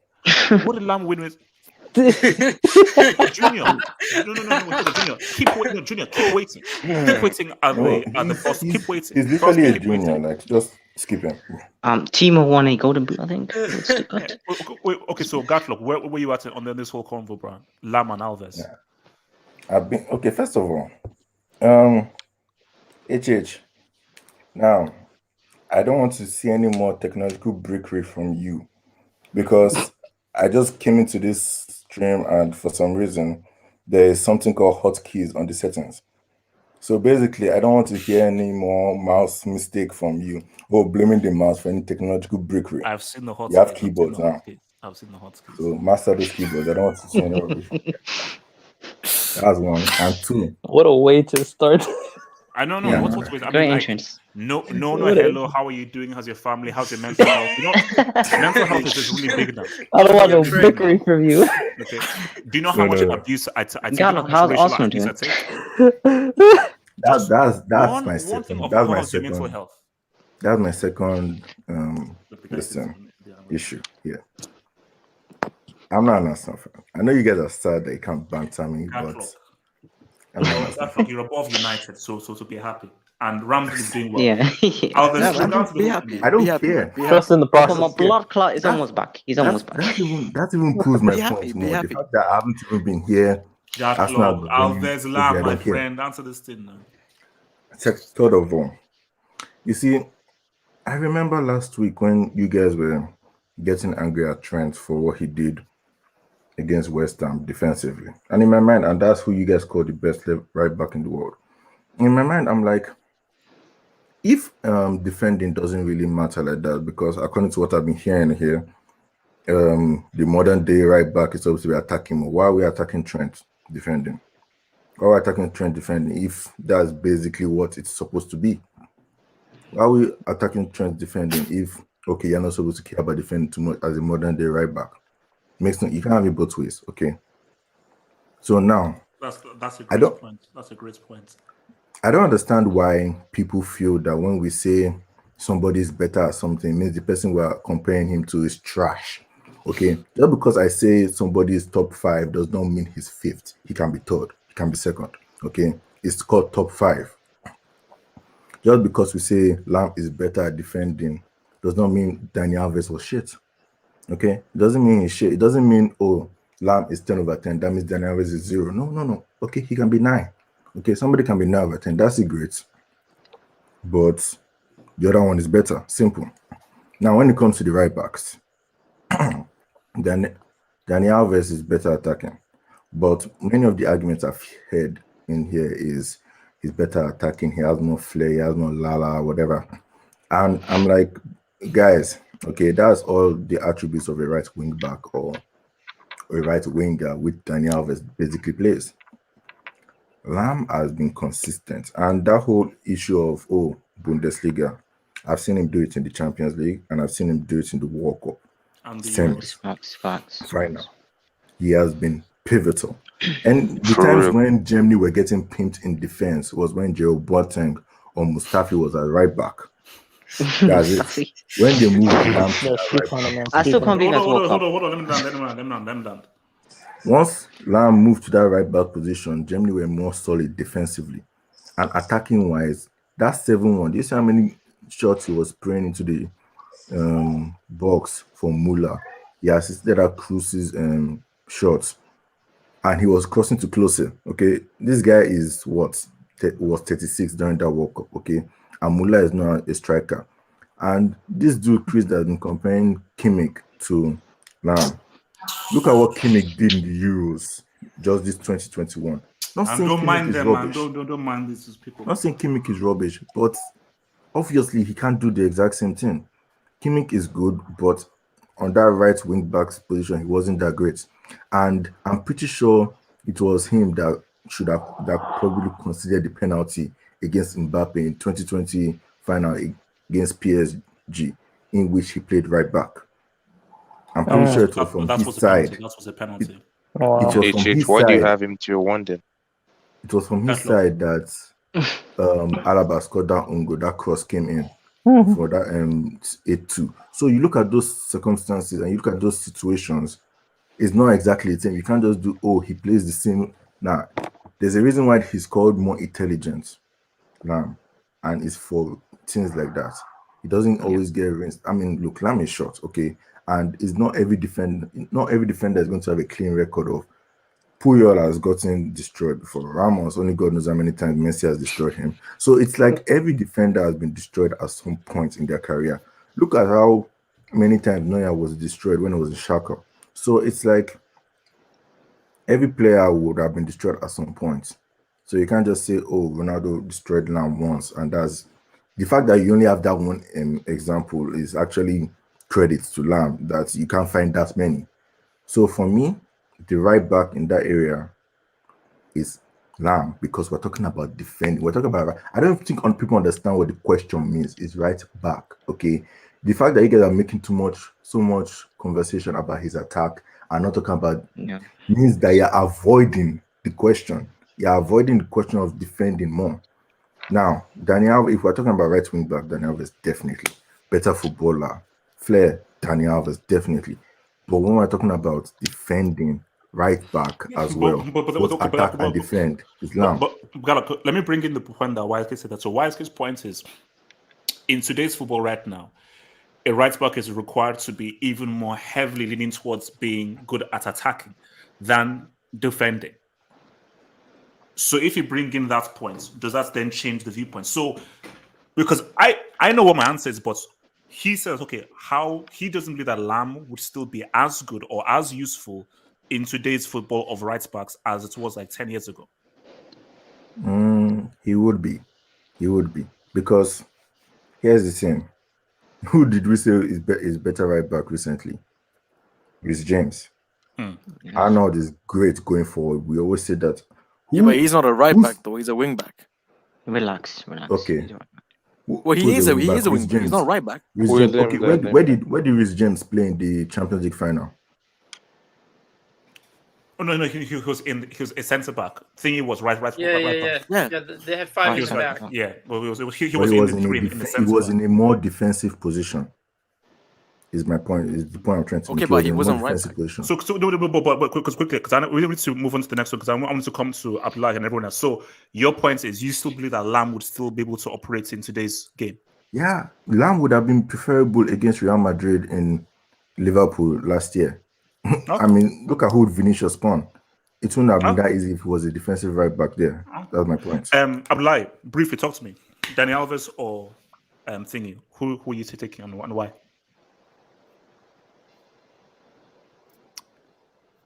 Abdullah? Okay. He said that he's cooking. I think he's doing his stream right now. He's what? Sage didn't talk. Sage didn't talk. Sage. Wait, there's no way he's streaming. There's no way he's streaming. Go to HH. Go to Sage. Sage doesn't talk. Oh, wait. He said, "Be right back to go stream." He's a different beast. So your boy, hold up. So your boy Sancho Kusait says, "I don't get Bundesliga tax when Lahm was defensively solid in an attacking league. Also, he made a name for himself when Bayern were like the 2021 United." Oh yeah, true, because that was them. Because during like the early years, I think early to the 2000s and so forth. Well, they were sort of like United because they were in the rebuild stage. So, and I said, look, he's always been solid. No, the Bundesliga tax doesn't apply to a person of that quality. I think he would survive anywhere because he's intelligent. He proved it everywhere. So your boy Harty Momo, who's an Arsenal fan, by the way, says if we beat Liverpool, we're in a title race. Jesus. No comments. No comments. Is he not? Oh, is that a Chelsea fan? Who does he support? Arsenal fan. Chelsea. This is Arsenal Momo. Yeah. He's an Arsenal fan. We know him. King Dumani says Aspilicueta better than Carvajal. Morata, Werner, Torres, Kai, Tax. Guy, Put respect on Aspi. Underrated crosser. Kai is worse than Morata. You'll never get rough. Aspi is actually really good. I think this guy is. Daddy Us took over this account. You know, that's a I definite. figured it. And also, Umbani, can you please change that image, please? I don't want to see that image as your AVI, please. Okay, the heck. English Channel Why does this guy like white HH, people on his AVI? HH, you hater. Where is the emergency stream? Okay, now I know this guy is fake. That was a good dub. That was a good dub. That was a good dub. Did that? No, but emergency entails that it's a shocking game. Like nobody. Yo, did you talk about the Guys, start padding guys, session this scored. evening? It's because Are you Larry guys talking scored. about start padding session this evening? Yeah. No. We already addressed the whole stats padding. So wait, very briefly, Mr. Football Network, Danny Alves or Thingy, Danny Alves or Philip Lahm. Briefly before we move to our main one. Yeah, my preference is Philip Lahm, and the reason for that is number one, when Philip Lahm went to Stuttgart, like the first season he was there, right? They only conceded 25 goals in the season that he went to Stuttgart, and he was their only like transfer when it came to defenders. So it showed how big of an impact he had. He was also like beating Man United back then as well, like 2-1 victories against them, and that's obviously how he made a name for himself. And obviously, no disrespect to Danny Alves, I think he's fantastic, and I rate him a lot. There's no disrespect, man. Yeah, obviously, but I just think you look at where Lahm has come from, like. He had to come into a Bayern team that was like very much all over the place. They had, they were just not good. He had to go through like Magath and then Klinsmann. Like, can you imagine that? Like, I think even they tried to sell him at some point, but eventually he kept on doing what he did, and he's become a very good right back. And when it comes to Germany, like, I don't know why that guy was saying like, where's the dud? Because if you look at the squad of Germany, they had players like Christoph Kramer. Does anyone know who that is? Does anyone remember who Christoph Kramer was? He was the guy that's had did he have like a concussion in the final or something? Yeah, exactly. Exactly. And like, obviously, I'm not putting disrespect to those players as well, but still, like, everyone's saying that Philip Lahm was carried by a strong Germany squad. Like, the depth was not that great. I mean, they even had Mustafi in case anything went wrong. So it just shows, like, you know what I mean? World Cup winner. Yeah. Oh yeah, of course. But yeah, like Lahm's resilience is another thing I think that's not spoken enough of. And yeah, I just prefer him a lot defensively, much better. And one more thing, just before you continue on. In their no. Don't say that. No. You're not making me feel like he is attracted to that. No, I didn't mean to say that. It's not 2 hours yet, man. You're safe. It's not 2 hours. Yeah, it's not 2 hours. No. 3 hours. I'll continue because the next topic we're going in, man. So I'm not doing anything. No, can I start with that one? Because just one more thing. So when we look at their best seasons, right? Like, I'm going to look at it in like the season they won the Champions League, and Philip Lahm equals Danny Alves in 2011, where Philip Lahm got 5 assists in 2012 to 13, and Danny Alves got 5 goals and assists in 2011, which was his best season in terms of winning the Champions League. You know what I mean? So yeah, I'm not saying that the other goal contributions of Alves was like not important, but it just shows that, in the best season Philip Lahm has had in his career, he was good going forward as well. So that notion that, he's not very good going forward, that, that has to be dismissed. He's a perfect all-around player. Okay. So before we just land, so your boy QCB, thank the dub, says Lahm is better, but credit to Alves, still balling and 38 right now. Yeah, look. Okay, now can I ask a question about that? Can I ask a brief question about that? Very briefly, bro. Who's greater? Yeah. Greater player or greater right back? No, greater between the both of them, Lahm and Danny Alves. For me, Lahm is better, but who's greater? I mean, you look at the amounts of trophies Danny Alves has won, man. Exactly. Philip Lahm has a World Cup. He's got the World Cup.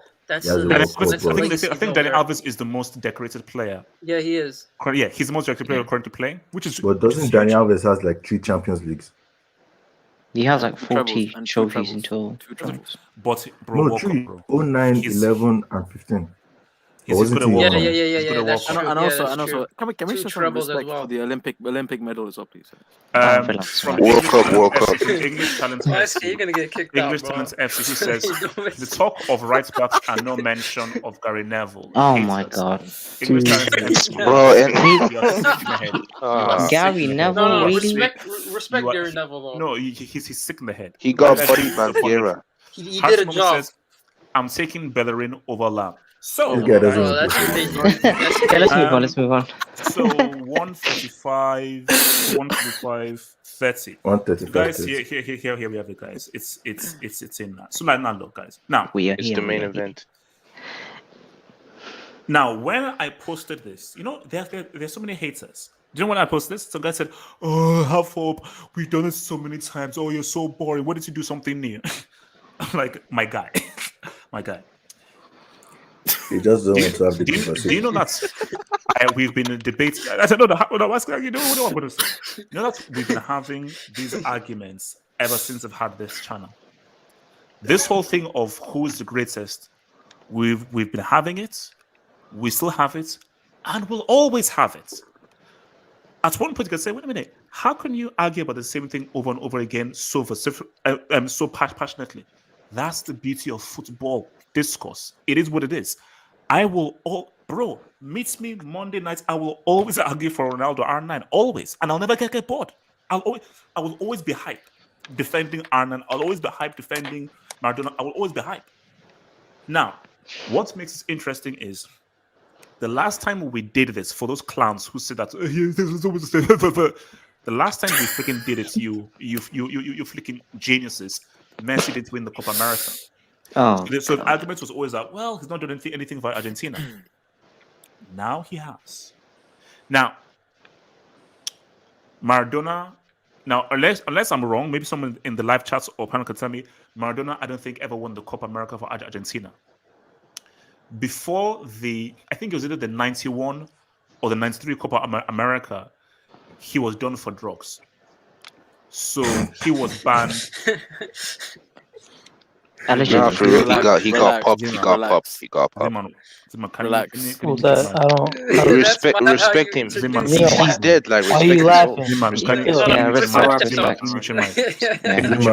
come on. Ziman, finish your cookies, man. Relax. So my thing is that so because so again he didn't get a play. So he never even was allowed to compete because of drugs. But Messi, he's won the Copa America. And now here's where I stand here. In terms of talent, you can make an argument that Messi might be the most talented attacking player that we've ever seen. In terms of attributes, nobody touches my boy Ronaldo. Now, Ronaldo is the guy. He will always be the guy. He'll always be the freaking guy. But in terms of course. In terms of shooting, wait, is that a baby? What is that? Wait, mucho mic. I swear someone's in a barn, bro. Someone's in a barn or a farm or something. Either someone is in the barn or actually It sounded like a freaking child. It sounded like a freaking child. Or Shift D, whichever one. My thing here is that What's up, Gallo? What are you doing, What are you doing, Gallo? Look, come on, bro. Command D, man. I'm using the hot keys, man. Sage, mute your mic. Sage, Bro, this mute your guy saw mic. the Control D for the mute button, bro. He's stop adding that. Bro. So my thing here is this though, is that Nah, put him backstage. Nah, this guy's got trigger happy, man. Absolutely. You saw So it. the guy's going back. So my thing here is that look, you could make an argument that Messi is the most talented player that we've ever seen in terms of his attributes and so forth.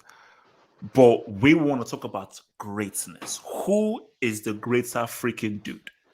And the one thing I'm going to keep on using, because Messi almost has everything, because that's Argentina thing is huge. You've conquered club football. You've conquered that. But two things Maradona has over Messi. One is the World Cup, and two is Dud. Those are the two things that he has. World I Cup have another dot that and I'm Dud. gonna add, but So before we now bring in, let me just shout to your boy Whimsical Thought who says, just came in reading Maradona v Messi. not even a comparison. Messi is one of the best footballers the game has ever seen. But Maradona is simply the greatest. And that's my thing for me, is that I just feel and I just believe that in terms of who is the GOAT, Maradona is the GOAT. Maradona is he is still the freaking GOAT, man. But Can I start talk this to me, man. discussion? All right, talk to me. All right, talk to me. Okay, I'm gonna be real, extremely real. Like I've never been before. You know that I love Messi. He's my one of my favorite players. Arnon is the best, but you know, But they he's call my him the guy. GOAT, man. Twitter calls him Messi the GOAT. They call him the GOAT. No, no, Like, no. they say it all the time. That's what I'm gonna say about it. Yeah, Messi has probably for me, he's the best club player ever. But if we look at international, there's some things that really bother me because I think you cannot be the greatest player that ever played the game if if you didn't win the greatest prize the game has ever seen. But then, again, now remember, I'm playing devil's advocates here. The kids say the Champions League has surpassed the World Cup, and the Champions League is now what is considered the trophy that you should win. That's what the streets say. Look, if you lose in the Champions League, you have the next year, and you can always do it year after year after year. World Cup. If you mess up, you're gonna wait 4 years, and you probably never before Wenger and those freaking clowns ruin the whole thing in baskets. Yeah, and if you fail, you're gonna have to wait 4 years, and you're probably never gonna have the same opportunity. So it's basically one and done. If you mess up, too bad for you, bro. And yeah, 86 World Cup for him, and even 90. They went to the final, and their main striker, bye. And he was carrying an injury in that World Cup. Yes, his left knee was fucked up. My bad for the back. It was fucked up.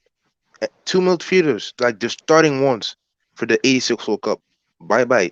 So basically, like you could say that 90 World Cup run in Italy, it was done. You can argue that it was done. Yeah. So yeah, I think Messi he has a chance to be the greatest if he can win the World Cup, the upcoming World Cup in Barry, Qatar. No. See, Barry, no. See. Hey. Nah. That's something I don't want. That No, Barry, no. Hold up. It's not just winning the World Cup. You got to show up, Barry. Yes. That whole 2014 thing that was sketchy. Because Barry, let me say this right now: if Di Maria had scored the winning goal in that 2014 final, I'm not giving Messi that World Cup. See, guys, Di Maria didn't play in the final. Let's just and I think that here. Di Maria this is what football Twitter will do. No, hold up. This is what football Twitter will do. Just the fact that Argentina just win the World Cup, they're like, yes, he's good. No. Maradona scored you got to step up. Maradona scored both goals in the semi, and he made the key assist in the final. Ronaldo scored the winning goal in that semi, and he scored both goals in the final. I need you to show up for the semi and the final. Yes, and R9, like the 02 team, it wasn't amazing. The 98 team was amazing. The 02 team, that's why I give him so much credit, because he showed up against Turkey, and Turkey played better than Brazil in that game. Yeah, and Germany, they played better than Brazil. Barry, and R9 tomorrow, we're going to talk tomorrow. Tomorrow is Ronaldo against that bomb CR7. So, no. Okay. Easy. One last thing. Barry. Yeah, I think if he has to step up, if he wants to be the greatest, he got to win that World Cup and step up. Because Barry, not only win the World Cup, I need you to show up in the semi and the final.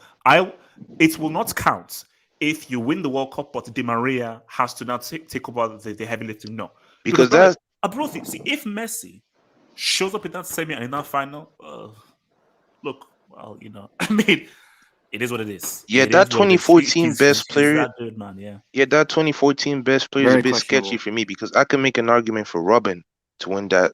Robin and Lahm. Okay, wait, hold up. Before you come to you guys, let me just get this job. So, hold up. Elvio, hold up. So your boy Chris, thank you for the dub.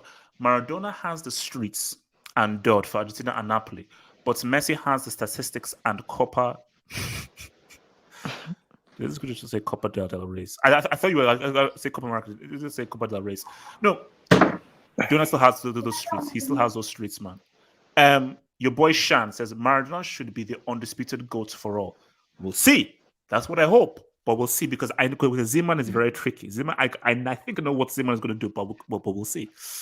Detroit Rock City says Arsenal fans can't talk about banned players after Tensu. 100%. 100% because Tensu still haunts them. Hearty Momo says Pele was selected as the best player of the 20th century. By who? By who? By who? Like, all these guys who select guys, I don't have to listen to whoever selects these freaking people. By who? QCB, everybody will and should pick Diego. Pointless debate. Bro, we'll see, because I think Z-Man is going to try and be cool, and maybe Waski will try and be cool. English Talent MC says, meeting with P. Escobar equals Diego 1, Messi 0, the end. This is true. He actually met with, and I think he also met with the other, is it the Venezuela? What's the name of that guy? The Cuban guy, Castro. I think he met with Castro. Yeah, he met with Castro. King Gabani says, N'Golo is the GOAT, Dodd addict. Let's argue. No. Like, Kante is amazing. He's not the GOAT. Relax. Whimsical Thought says, losing. He lost to Alexis Sanchez twice, man. Come on, he can't be good. I don't know, but there's something in saying that. Okay, maybe against Maradona, you're right. Very true. Very true. Yeah, he can't be the one. There's something about taking someone to 4 finals, taking a team to 4 finals. Oh, okay. No. I'm glad to. So losing 3 Copa No, America against World Cup final definitely doesn't look good on a GOAT's resume. Hashtag just saying. Because I want to come out that. Your boy MK. Who do you guys think will win the World Cup? By the way, hope you're all well. Hey, see, at least someone is looking for mental health. MK, we'll come back to that at the end. We'll come back to that at the end. Don't worry, we'll talk about that at the end. So, Waske, talk to me, bro. Who are you taking, Maradona or Messi? Waske. All right, I think he's engaged. Shaigu, talk to me. Oh, can you skip me for right now? All right, Z-Man. It might actually shock you, HH. What I'm about to say, man. It shouldn't really shock you. But man, that if you look back into it, if you look back to the history of Diego Maradona and what he meant to Argentina and how he was expected to do great things and he actually lifted them when they needed him the most, being a captain. He was the captain in 1986 World Cup in Mexico, and he was the captain, and he led them to the final, and he actually assisted in the final as well. So, in terms of that, just in terms of what I think, let's be fair. There's no way of going around it. The World Cup builds legacies. It's the great definer of legacies. The streets say that the Champions League has now surpassed the World Cup. Bro, what the? That's what the streets are saying. That's what the kids are saying. That the World Cup is now, it's like a holiday thing. It doesn't matter anymore. Yeah, if it becomes 2 years, bro. If it becomes 2 years, then we're gonna have to talk about that. I'm saying this, man. To do that, to also win, 2 league titles with Napoli, who haven't done anything aside from that. Their last memories are with Diego. That's their greatest memories in their club. Until Osimhen does the business. Yeah, well, we don't know. Inshallah. If he does, he might be considered the GOAT. But yeah, man, I'll say this, man. When it comes to all these different components, when it comes to Diego Maradona and just the type of character he had and who he was as a person, and the fact that he was able to show this on the pitch when it mattered the most, and then you also, you pick up on small things like I remember there was a documentary, right? He was talking about the style of play in Italy and how he had to kind of slow himself down and adapt to it, and how impact. Yes, he's on the documentary. Yeah, and how that impacted his game and how he had a point to prove after being sold by Barcelona because things weren't working out. So for him to come back from that shows a lot in terms of the type of character you are, the type of person you are, to come back from struggles like that. So for me, in terms of wait, hold on, wait. Are we geeks? Maybe you are, but I guess we're geeks because we like football. I'm not just saying. I don't understand this. Interesting. Sorry, Zimon. Continue. Sorry. Yeah. No. For me, it's pretty simple, bro. Maradona is it for me. He's it. If we're talking about greatness, that's why with Messi, this next World Cup is gonna be he already solidified himself as one of the greats. But if he ends up lifting that World Cup with the team that he has, I think then we can start talking about him in that manner. But in terms of just who builds, who's built a legacy and who's even for Argentinians, who's who they admire the most and what that means to them, I think it's Maradona by landslide. If we're being honest. I think I feel like I have a question for Z-Man. Z-Man, the last time we had this conversation, who did you pick? Well, the last time we had for greatest ever. Yeah, I said I said my personal favorite is Messi, but if we're talking about greatness, Maradona. So let me tell you why this guy changed his mind, right? Messi didn't show up for his club, and ever since this guy didn't show up for this guy's club, he's actually showed up. No, let me land. This is happening to a lot of Barca. Okay, chill. There we go. I'll put him. I have a theory. Thank you. I have a theory because I talked to a lot of Barca people. Feel free. Anything that makes Zeman look bad is cool with me. Go for it. I'm a Real Madrid fan, right? And I talk to a lot of Barca fans as well. I have a lot of friends with Barca that support Barca, and seeing Messi capitulate for the last 3-4 years, he's been doing great. Don't get me wrong, but the Barca fans don't rate the league anymore, right? So when he capitulated multiple times in the Champions League for them, and he couldn't be that source of strength, now I'm starting to see a lot of people that are just hating on Messi. And I had a feeling that Z-Man wasn't going to pick Messi again today. You know what I mean? I personally, I pick Messi. I'm the reason why I pick Messi. Like greater or greater in terms of career. No, because I have to. You're gonna have to do a lot of explanation. I know. My reasoning is okay. Look, Maradona. Why is he great? He's great because he led his team to how many World Cups? Don't do that. How many? No, don't do that. One more than Messi has. Wait, hold on. Let me respond. How many people have won 2 World Cups? No, I know. I'm not. No. You were trying to be slick. How many people have won 2 World Cups? Not a lot. I think not a lot. Who has 3? Not many people have won 2 World Cups. Not a lot. You're right. You're right. You shouldn't even bring that up, bro. You shouldn't even bring that up. Oh, fine. Go for it. So 2 World Cups. How many Champions Leagues? 1 Champions League, right? And then he did the dud with Napoli. So are we saying that's just based on in his whole entire career, doing that, he's better than Messi? In terms of what Messi has done, the longevity of Messi from since he was with Ronaldinho, the amount of Champions Leagues this guy has won, the amount of leagues this guy has won, like his club career has to, and not only that. No, let me tell you something. No, give me 1 second. Okay. If Messi and the team around him, if the amount of times he went to a final with Argentina, if he won half those, we'd be having a completely different conversation.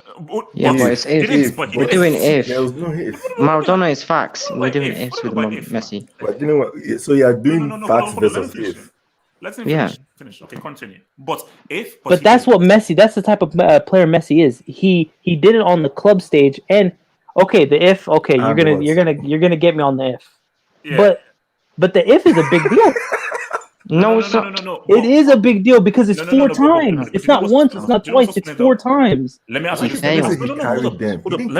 He carried them 4 times. Let me ask you this. Not those 4 times. He In the 5 finals, that Messi has had with 5 times. My bad.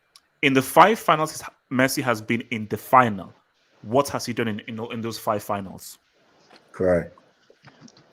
Nothing. I'll say Messi again, penalty in those from 5 finals, what has Messi done in those 5 finals? He has capitulated. There we go. Why did it take you so long to answer?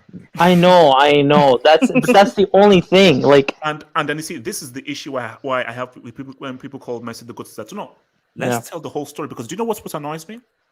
When people say Messi is the GOAT, they focus just on the good stuff. Messi scores an amazing free kick against Lugo. Oh, he's the GOAT. I'm like, Let's tell the No full story. disrespect to the man. Yeah.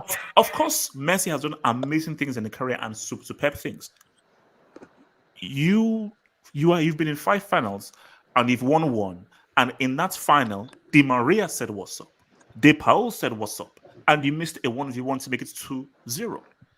So his performances in the finals is what makes him less of a GOAT than Maradona. When we think about greatness, I think about He's Michael carried Jordan. them to 5 finals. Oh Okay, my no, god. wait. It's No, a let me know where we hold on. very Let heavy me respond. Would people call Jordan the GOAT if all he did was carry Bulls to the finals, but then he then flopped in those finals? Would he still be called the GOAT? No, Jordan carries them to the final and he performs in the final. So you can't. I was just trying to play devil's advocate because I just felt like this was going to be a Maradona show for a second. Wait, hold on. Wait, hold on. Sage, before I Sage. So shout out to your boy. Fuck. Have hope, honest opinion. Oh Jesus. You are who you attract, bro. I declare now 5 UCLs equals 1 World Cup. My goat CR7 lives. Hashtag CCL. Screw you, you psychopath. Sage, please talk to me. For me, Messi isn't greater than Maradona. He shouldn't even be in the conversation. People are praising him for getting to the finals and choking instead of actually winning them. It's laughable, but yeah, for me, he's not greater than Maradona. He's not even better than Maradona, in my opinion. So yeah, that's what I have to say. Hold on. You say technically better. He's not better than Maradona. Okay, no. expand this because I think you can have it. I prefer Maradona. He's a better goal scorer. He plays. So why do you think that Maradona is a better player than Messi? He's a better dribbler. He's for me, he's okay. When I said better, I meant like he's the better player under pressure. Like Messi is good, obviously, but when it comes to he caves under pressure. Yeah, like he's not good under pressure. Like Messi chokes under pressure. He's not even himself under pressure. So there's no point being that good or talented when you can't even perform when it matters the most. It's irrelevant how good you are when you can't deliver in the end of the day. So for me, Maradona is better because he actually won stuff when it mattered the most. All right. Before I come in, so Mr. What Happens? Thank you for the door, Mr. What Happens? I'm not gonna read your username because it's freaking wild, bro. Your boy SP says praising Lionel Messi for losing in a final is a loser's mentality, and that's my thing. You can't praise someone for carrying a team to a final, but losing that final. I'm sorry, that makes no sense. And even in the Copa America he won, bro. 100%. I would agree with you. I would agree with you if it was 1 final. It's 5 finals. 5 finals. This man, he's great. Don't that work against him as well, though? Yeah, in a way. As I said it, I kind of was like, oh shit. Yeah. No, because my thing's that yes. I get what you mean, though. Yeah, you know. No.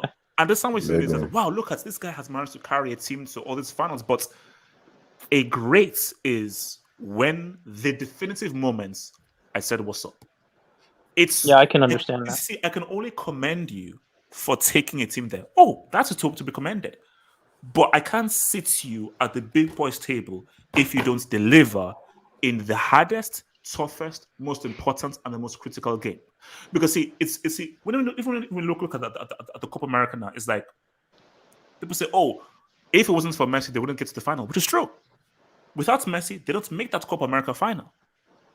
But I can't call you a great if you didn't show up in the final. I will commend you for taking them to the final, but I can't call you the GOAT if you didn't you didn't help you did nothing to help your team in that final. That was De Paul, can I that add was something Martinez, to that? and that was Di Maria. Yeah, can I add something to that real quick? Yeah, Barry, talk to me. It's like the Jordan example that you said. Do you know why LeBron isn't considered the GOAT? Because yes, sometimes he has carried the team to the final, but I can show you tape and instances that he flopped it in the finals, aka 2011. The Mavericks, yeah. Yeah, so pretty much, I think that's instances what I have with Messi. Like, I think Maradona is equal Jordan and Messi is equal LeBron in some way. Oh yeah, no, that's a very like LeBron is a better basketball player than Jordan, 100%. But Jordan is great. Yes, like thank LeBron you. is the most talented basketball player of all time, hands down. Debatable. He is. in terms of how well he can play all positions and how well he can play all positions, he's the most talented. But I think that, talented overall basketball player. but some attributes I can turn into different players, like freaking Akeem, you know, No, or but what I'm even saying that if you just take it all in balance of how talented he is and how good he is in different positions, you could make an argument he's the most talented. But in terms of greatness, when we talk about greatness, it's a mentality thing. You see, if we say in terms of better, you can make an argument for Messi, but I prefer Maradona. Like if I'm just looking at stats, yeah, Messi has more to his game, his creativity, his playmaking, and so forth.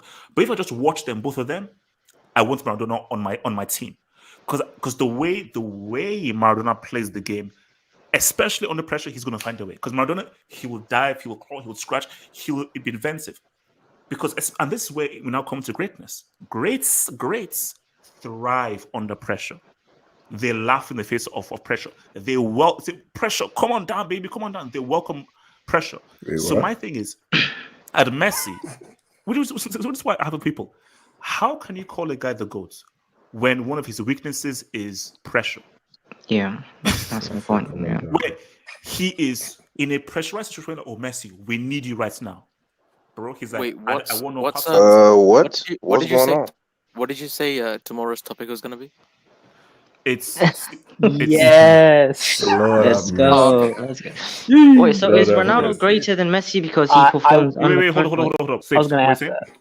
So Let's go, man. technically, Type Ronaldo is greater than Messi, but hold he's up. not better. Wait, sorry, say again. So I personally think Ronaldo is greater than Messi, but he's not better.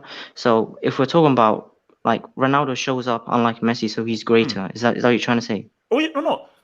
I said it way back. Messi will always be better than Cristiano. Always. Cristiano, I think, is greater. Cristiano is greater because for me, no. Who's the two participants involved in tomorrow's debate? from your boy Rossoneri, who says Messi. Waske, you're trash, bro.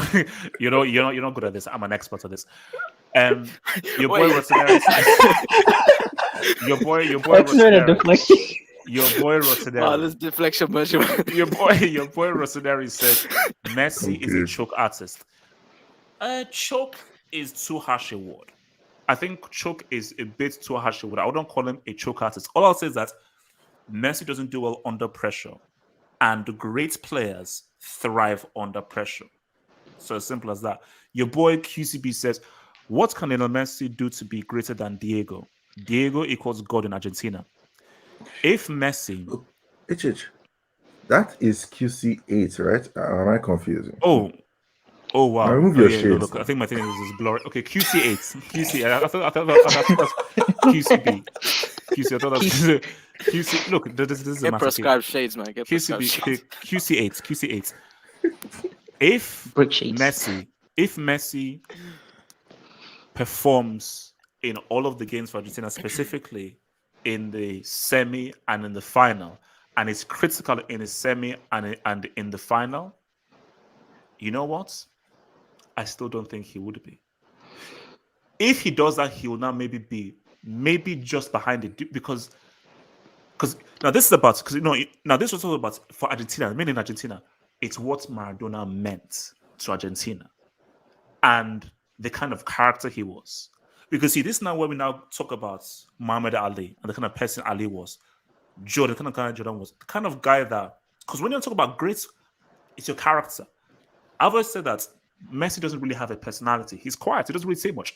Cristiano has way too much of a personality. And when we're now talking about pressure are for guys like Neymar.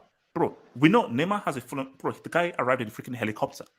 So those kind of guys who, he's a guy. You can sit down and have a conversation with Maradona. You can't have a convo with Messi, really. Because what are you going to talk about, really? So you're going to talk about much. You can have a combo with Cristiano or with for Neymar, for sure. So I'm not sure there's anything he can do to be greater than Diego. Maybe he can be on par. There's nothing he can do to be, because Maradona, what he meant for Argentina, specifically with what he did, because 86 was dud. Because let's keep it real. Argentina will be one of the best teams at that World Cup. Argentina were not one of the best teams in that 86 World Cup. They were not. They were not one of the favorites at that freaking World Cup. England were better than them. West Germany for sure were better than them. So that 86 win, boom, will always be a bigger dot. Your boy Chris says Messi can't be the GOAT. He's bottled too many finals. Yeah. It's just being fair here. It's something that counts against him, man. It's just something that counts It's against not him. even the internationals, it's also club level. He did it against Roma, Liverpool, Chelsea. It goes on. But at least he's got in Champions League finals. We can give him that one. True. He has got in CL finals though. Your boy Kelvin Tahirima, thank you for the drop, says Maradona is better than Messi. Maradona won trophies with Napoli, which had no history. Barca was a big team before Messi came. Maradona has a better mentality than Messi. Maradona is the GOAT. So is there anyone here that actually is taking Messi over Maradona? I don't want to eviscerate my boy because I like him a lot, but I gotta be realistic, bro. That's just what I. It's that's it, really. Wait, that's it, wait, really. wait. So wait, hold on. Sage, talk to me. Sage, talk to me. No, I was just saying it's Maradona for me. Oh, so okay, so Suleiman and then the wise case, Suleiman. Is my mic working? Yes. Listen, I like Messi as a player. I think he is one of the most talented players I've ever seen with my own two eyes. But I mean, you can't overlook the fact about the international finals that he's choked in. So I think Maradona has I'm gonna be honest. If I was a coach and it was a World Cup final, bro, I'd bench Messi because I don't think I would bench Messi. That's a bit far, bro. That's a bit far. Relax. You'd bench Messi for a World Cup final. Come on, man. He's been in 5 finals, 0 goals and 0 assists, like 0 productivity. So bench. You said bench. Wait, let me land real quick. I'd rather have Ronaldo in that team ahead of Messi. I'd rather have Cristiano. Which one? I'd have both Ronaldo and Cristiano, like R9, and then I'd have Maradona over Messi in a final. I'd rather have Pele in a final over Messi. So I'll have Drogba in. Yeah, so should Messi be in that World Cup final? Should he start? Zambia. No, but see, as crazy as a reaction is to Suleiman, if you think about this, no. Think about when Messi is in a final for Barcelona, is he under pressure? No. It's a final, but is there pressure, bro? I'm Barca? No. No, for in Barcelona, there's no pressure. To be fair, he has been the favorite in any of the finals. Yeah, that's true. But if it's Argentina and it's a final, because of the weight of Maradona, the weight of the country, what Argentina means to him, there's extra pressure, and you could feel it in that semi against Holland. I could feel it in that final. You could feel it. You could feel that Messi was like, you could feel that, bro. There's so much pressure here. Right, I don't want to be here. I felt it in that free kick. I felt it in that free kick it took after Germany scored. Bro, how does Messi not get that free kick at least on target? But even before that free kick, that's 1v1. Messi, at least that is no. In La Liga, he always puts in. La Liga always all day, every day. But I think the thing with Messi is because people talk about they're different. A CL final and a World Cup final is totally different. Because for me, Maradona, that World Cup final, Maradona welcomes the pressure because of his personality. Because of his personality, is like he understands the urgency of a final and he welcomes the pressure. Messi, because Messi is quiet, he's shy, he's an introvert, he doesn't talk a lot. The whole thing of bro, it's pressure, we need you to say what's up. That actually affects his performance. What makes Messi perform well is where there's no pressure, there's no expectation, and so forth. So therefore, I can just freely go and express myself because you see, the greats deal with pressure very well. But do you think there's pressure for him to perform at PSG? That's a really good question. Wait, let me think. Somewhat. That's not okay. Let me break it down. You see, there is pressure with regards to the big deal that was made of him coming in. See, it's weird because I'm trying to get into Messi's psyche. Oh, you know, can I? No, Can I? wait, hold on. See, because my thing is that, does Messi really care about? Oh, can you adapt? I'm not sure he does. I would say Messi has never cared about this whole him and thing. Messi's focus was, I need to win something for Argentina. So I'm going to bust my balls for Argentina at that Copa America and for that World Cup. So I don't think there is pressure, because Messi's like, bro, I want to give something back to this club that did so much to try and get me. So out of just courtesy. But I don't think that he's really under that much pressure. I was going to say for PSG, obviously there's pressure to win the CL. That's a given. Yes. But Yeah, for I agree. Messi could play for like the next 3 years at Paris, and he could not win a CL. That wouldn't do any detriment to his club career legacy. It just wouldn't do anything. So I don't think there's pressure on PSG, but is there pressure on Messi? I don't think so.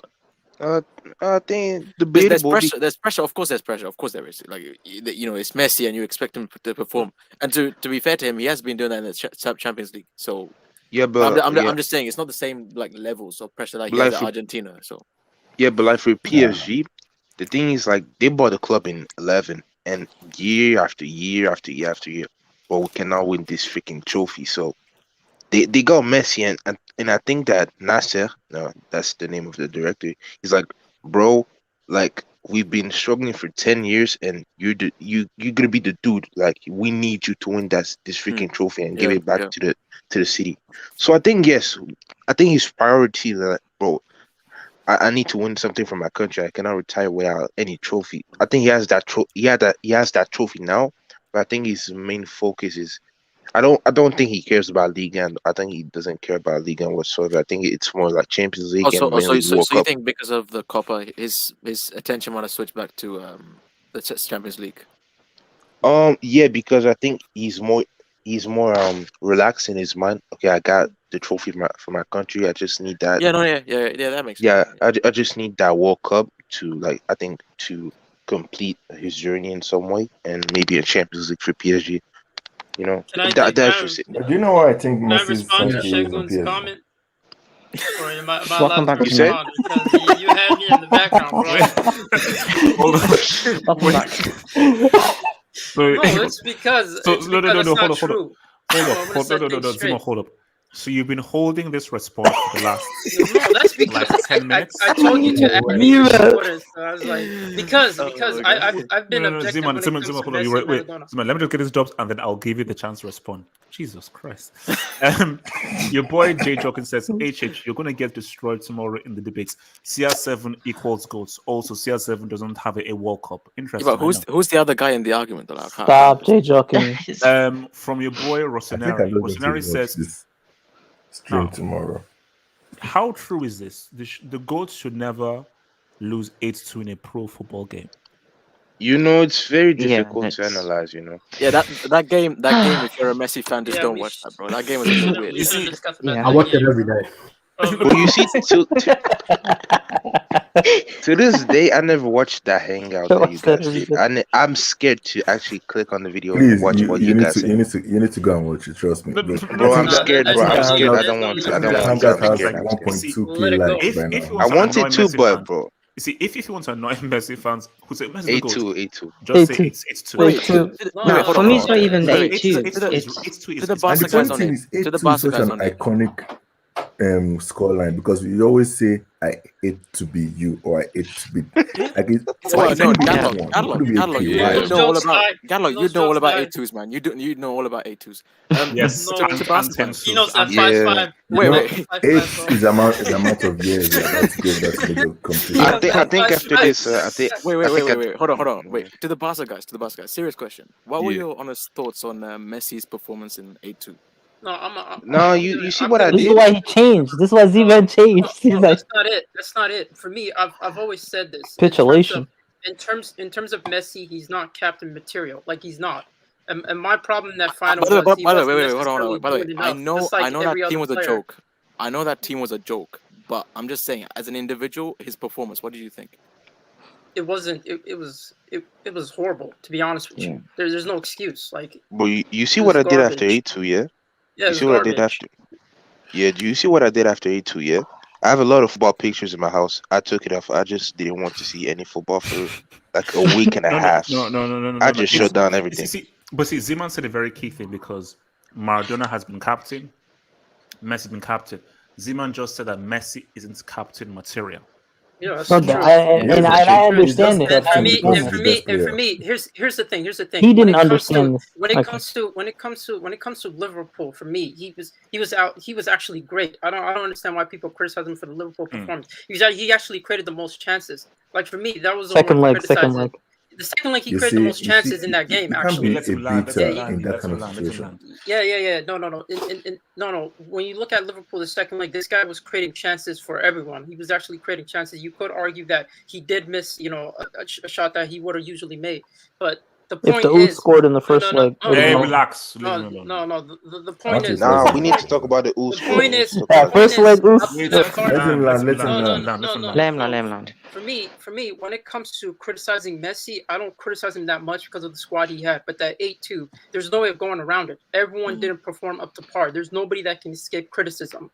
And when you're the captain, you're supposed to be the leader on the field. You're supposed to be the one that galvanizes the team. If the team's having a horrible performance, you're the first one to, you're the first one off the pitch. You're the first one to make those runs for the team. But he didn't, because he's not captain material. Like that's not the type of captain he is. The type of captain he is the type of player that he'll perform well for to galvanize the team. He'll perform up to par, and the other teams will perform. But when it's tough and your team is not up to quality, when it's you tough, you have to show up. You have to be a leader on the field, because we didn't have any. We don't have any leaders on the field. That's where you could criticize them. The 8-2, I think that's fairly criticism. That's a fair criticism for that 8-2. He wasn't good enough as a leader. Hold on, can I just respond quickly to Zeman? Wait, hold on. Before you do, hold on. Let me bring it up. So from Wayne Gumbani says, so crazy name. Gerd Muller's resume greater than your GOAT's, the greatest. Yeah, his resume is pretty good. But how good was he as a player, though? That's the thing. His resume is Why amazing. isn't he a horseman? Yeah, what's the current situation with the application? Yeah, he needs to be a horseman, bro. Really. Let's be honest. Whimsical thought. Whimsical thought says, for Hope, since he won the Copa and the monkey's off his back, do you reckon he'll be 200% up for it for the 2022 World Cup? I hope so. That's a great point. I feel that because of that monkey's off his back right now, he will now play with much more of a freedom because, hey, maybe finally a goal in the knockout stage. No. Because my thing is that, look, he says that I've now finally given Argentina something. Now, it doesn't mean for sure he's going to say what's up. Let's keep it. It does not mean for sure that he's going to say what's up at the World Cup. But that Copa America, because I already said right now, Argentina are going to be a threat. They're going to be a threat because of that Copa America win and how Messi will now be psychologically freed. You want Messi, if Argentina wins that World Cup without winning Copa America, I don't know. Because of that Copa America win, you're now playing a Messi that maybe has less pressure. Yeah, but still the World Cup. Because if Argentina make that World Cup final, he won't have the same amount of pressure in that final than he had in 2014. Yeah, because I won the Copa America. I can do it again. I can do it again. Which is what makes Argentina very dangerous if they get. Is that the Messi voice? Was that? No, is that the Messi voice? I can do it again. That's Mickey Mouse. That's Mickey Mouse. Wait, hold up. So Have Hope's honest opinions. This guy. This guy. Fatson has more bloggers in a day. He'll come back in January. Wait. Can you stop soiling my name, you freaking dickhead? Legendary, man. The boy Chris says, "Stop calling Messi my GOAT after 8-2. He was walking around and he wasn't enjoying them. Yeah, that's it's not even the 8-2, man. He lost to Alexis Sanchez twice, man. That's the thing. Man, bro, I remember that Alexis Sanchez look that he gave him, which was messed up. Relax. Yeah. Bro, I think I'm never thinking that. Wait, your boy QC8 says, to be fair, Messi has more pressure than any player. Nobody has Maradona's shadow, which is huge. And even with the World Cup, Diego will always be greater in Argentina. if World Cup 2022 will Lionel Messi, if he wins World Cup 22, will Lionel Messi be greater than Maradona for you? It depends what he does. Neymar. Yeah, But- Neymar, yeah. But who is the Neymar's out shadow of over Neymar though? conversation. Who is the Pele. shadow over Neymar? Pele, all the R9, Brazil List? all the legends. There's a Brazilians. list of Ronaldinho. shadows, man. Yeah, Ronaldinho, all Come the on. Ronaldo. No. All the No, others. No, not Do you know why Ronaldinho. it's Not Vinicius Ronaldinho. Let Jr. me explain why it's Wait, different. no, Kaká. okay. Oh, in chill. Hold up. Let Wait, me who said explain why it's Vinicius? different. Wait, Yeah, Vinicius no, isn't forget that. involved. Willian. This is why it's different. It's because for Brazil, some guys will say Pele, some guys will say Romario, some guys will... So there is just this conveyor belt of greats. For Argentina, there's one man. There's one iconic man. You can make So an when there's argument just for your this, campus. so when this is Wait, who argues Romario over Pele?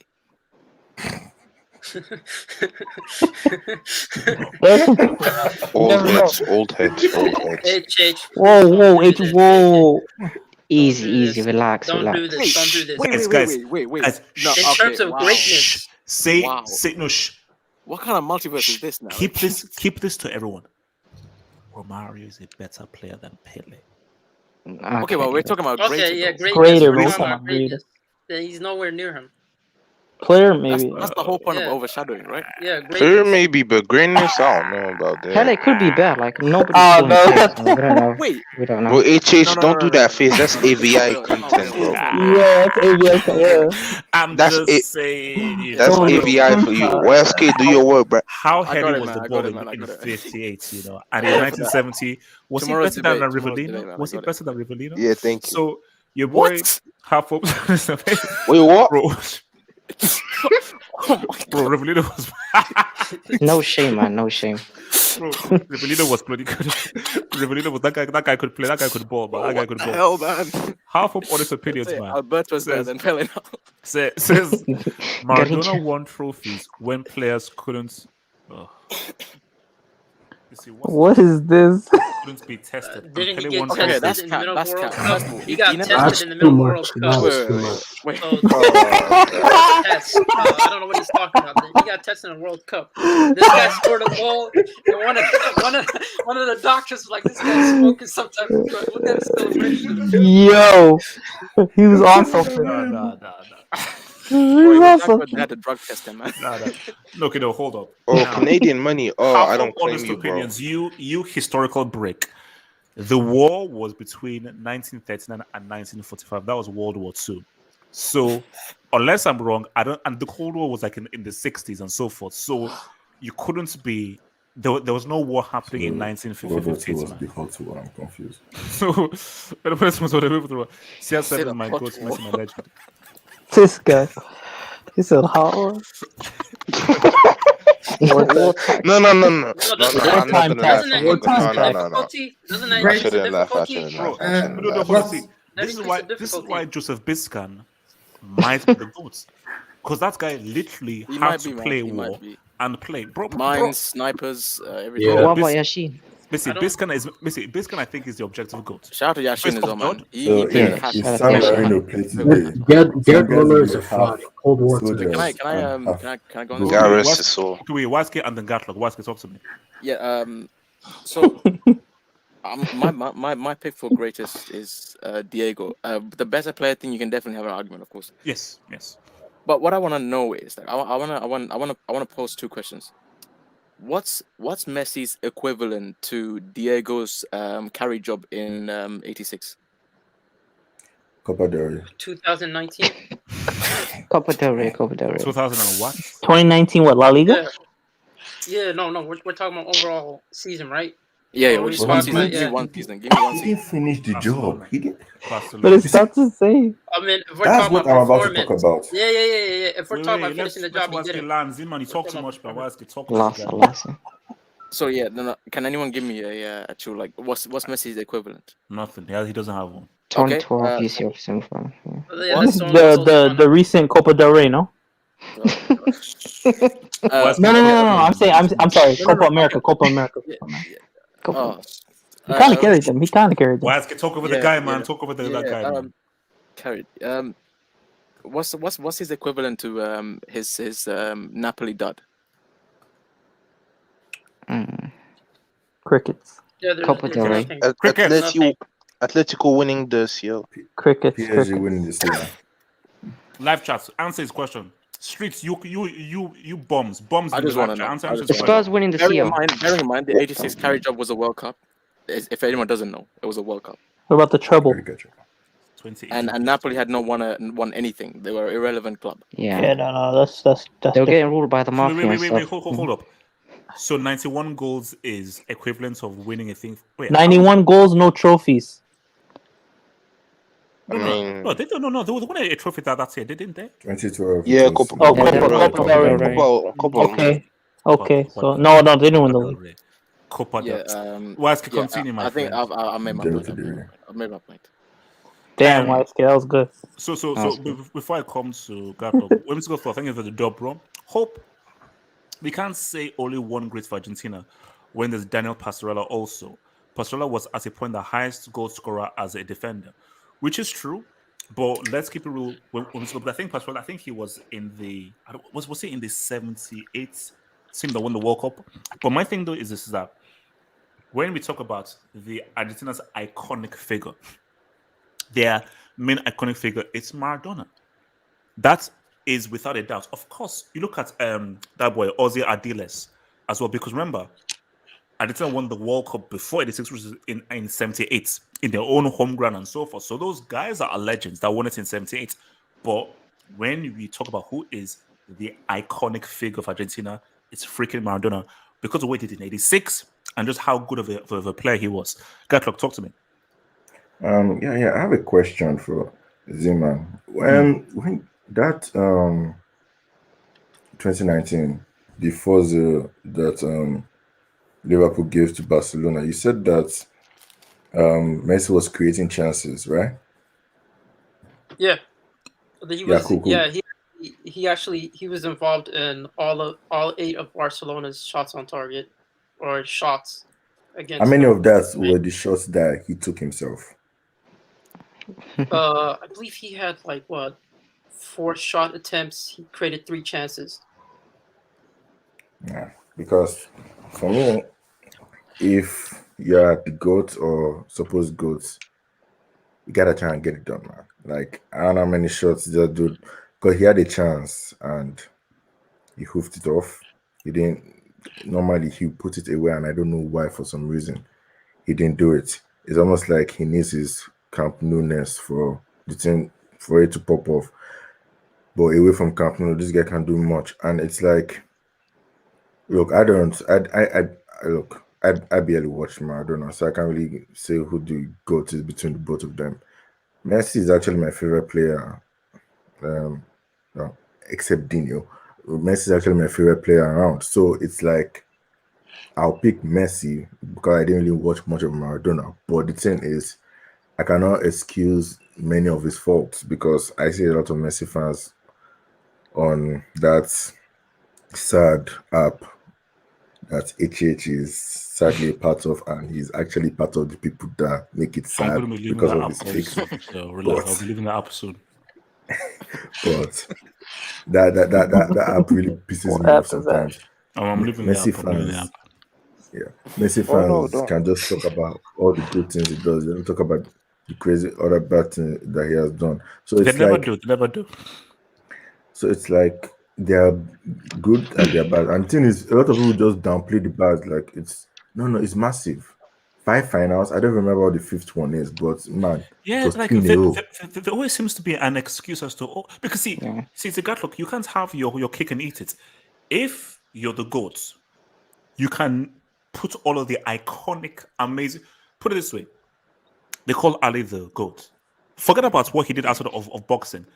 That's Rumble in the Jungle is an iconic moment of greatness. Michael Jordan, that's flu game, and what he did against the Utah Jazz, those are iconic moments for greatness. What is Messi's iconic moment? 91 goals is not a moment, it's just a feat. What is his iconic moment? Maybe his header in the final against United. That could. Bro.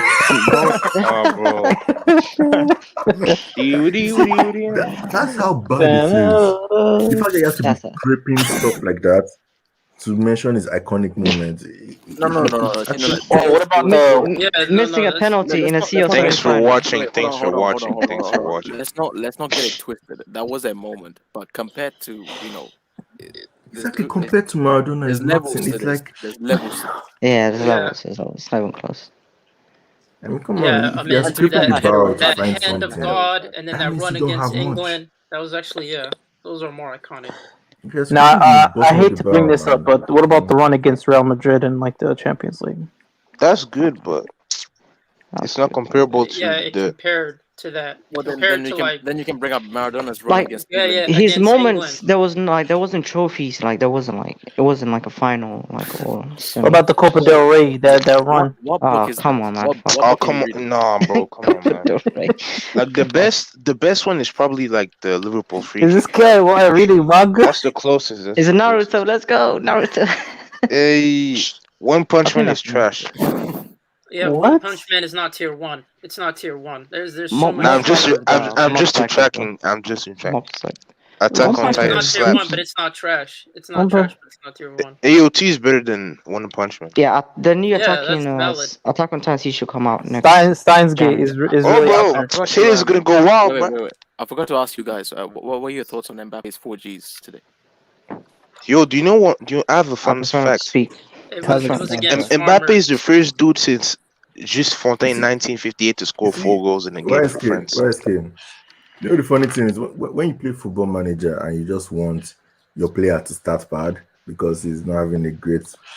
It seems like Kazakhstan. I play them in. I don't like you just see Kazakhstan. Like, I need this guy to start bad. Yeah, Like big less of Benzema and Mbappe on Nah, that side. I was man. like, Listen, bro. these guys Shout are out to the prodigy, man. HH, did you finish the chapter? Did you finish the manga, bro? No. I'm still reading. This is also I'm on Naruto. volume 13 of the Naruto thing, man. Nice. When did you start? When did you start? Oh, no. I've been He started super like a year busy. ago, bro. I don't know. I've been like, bro, I've not read it for like months. I've just been super busy. But Oh, I'm gonna shit, get back okay. to it tomorrow. Yo, are you gonna listen to the new Attack on Titan shit after? Bro, I don't understand that freaking story, bro. I have no idea. He what ate it is. his I'm father. gonna- That's Listen, the I gave problem. up. We need a HH, discussion. watch it in The dub, man. discussion. It's better. I can watch. Dog, No, whatever. he said he doesn't. He said he doesn't understand it. It's better if he. I'm watching Cowboy Bebop now, man. I'm watching Yeah, Cowboy yeah. Bebop. Yeah, No, but no, Everybody you know, know where after the can't- series ends, we're gonna do a discussion so we can help you. Dun, dun, dun, dun. Wait, so who else? LB, talk to me. Maradona, Messi, talk to me. LB. This guy I'm doesn't going to be exist. very objective here, and hey, can you hear me? Yes. Yeah. Look, I've never watched Maradona play live. I never sort of had that pleasure, but sort of going off his record and the highlights and just everything that he has been able to achieve, I would say Maradona, because Messi has not been able to. We say he hasn't been able to win a World Cup, but let's just start with the basics. He has not been able to score a goal in the knockout stages of a World Cup, and that's going to be a record that he's obviously going to want to break come next year. So Christina, in his fifth attempt, but continue. yeah, and we keep going back to 2014, and that was his opportunity to sort of I suppose establish the debate and finalize it once and for all. But no, he messed that up, and I think all eyes are for next year. If he does win the World Cup, there might be sort of more scope for a debate. But right now, I'd say it's still Maradona. you know what? Wait, can I ask you hold on. So my boy Abracadabra says, what's signing, Zad or Coutinho? My Coutinho. vote is Zizou. I would say Zad. No, Coutinho Coutinho. is the worst Coutinho. signing. No. Coutinho. If we're talking about Yo, fun fact. my thing is, Coutinho has Coutinho. Let's have an answer. Can I answer this guy? Coutinho has holes in his boots. Easily Coutinho. TJ Josie says. One person says Zod, you go to the next one. TJ Josie says, how many finals did Neymar win? How many in finals Neymar wins if he had those 5 finals? Oh, he wins at least 2 or 3 of those for sure. Yeah. Like, He's- see, let's keep it real. We can insult Neymar all we want. Neymar is a man built for the big time. We saw what he did at the 2014 World Cup, and we saw what he did a miracle at Cancun. But Belgium. What did he do? But look at what he did. Wait, see, if in a big Champions moment, League final. let's keep it Champions real. League final, yeah. Okay, in some big moments, Neymar can say what. So okay, Hey, shout man, the Uber Eats Cup, man, the Deliveroo Cup. Oh, I have speaking some- of Deliveroo, man, I wanted to order something yesterday, and the freaking shop was closed. Man, delivery is sleeping. Yeah, same. Wait, it's a shop. I thought it was a Wait, service. you know, Deliveroo is a service. Not a Yeah, I shop. thought it was a service. It's like. I know, Is it- but is it online? I still just wait. Is Just Eat and Deliveroo? I think it's the same thing. No. So which is better, Deliveroo or Just Eat? Deliveroo. Deliveroo. It's not even Depends. Yeah, man. Shout out to Yeah, Uber we don't Eats, have man. any of Don't those. do that either. Shout out to Uber Eats, man. we got DoorDash. That's all We we can got. do that thing. DoorDash, bro, they be tripping, bro. DoorDash, they be putting my food up in the door. Like, what they the be fuck? messing up, How do I yeah. pick my shit? DoorDash be messing up, man. I'd be finding my bag open. DoorDash be Bro, throwing the food. yeah, like, bro. I ate half my fries. Wait, hold on. their Did you hear name, of bro. the story? I think it was I think it was in England where like this guy was delivered to this lady, and this lady was because it was during COVID, and obviously you know that there are obviously COVID protocols, and this lady wanted the guy to come up, and the guy said, "Bro, ma'am, COVID protocols, I can't come up. You have to come there." She said, "No, come on." And the guy said, Oh, "No, the video, yeah. no. Yeah. But do you know what the guy did? He started to eat her food. Basically, Yeah. You're not coming down. I'll eat your food. yeah. Yeah, I eat your shit. But was he wrong? Was he wrong though? It's like Imagine- No, that's like, Imagine- you gotta follow the rules, bro. Imagine some of the players from San Marino doing DoorDash services. Like, hey, boss. Oh, no. Silence 000. Silence 000. What about Sheriff? Levan best played in every FIFA tournament. What the hell? Oh, sorry. Leo was the best player. No, he was. According to who? No, you know that 2014 best player is kind of fugazi, bro. Like Lahm or Robin. It's a fugazi, man. Like we all know it wasn't. We all know it wasn't. It was Lahm or Robin. Yeah, it was sketchy. QC, Messi has just lost the Champions League final, the World Cup final. They have to give him something. Oh no, 100%. So wait, QC, we talked about Lionel Messi's flaws, final flop, Diego's flaws. I mean, 1990 World Cup final, Dude, but are you blind? Can't you see it's QC8? I know. I said QC8. Did I say QC8? QCB. Okay, QC. So QC, he looks it. I mean, This is coming from the guy that teaches Modern day struggle, man. In terms of consistency, Messi is way more consistent. Maradona was not as consistent as Messi was. And Messi has more goals. Messi has broken way more records than Tinios. And what Messi has done over a career, I say Messi is the most consistent player of all time.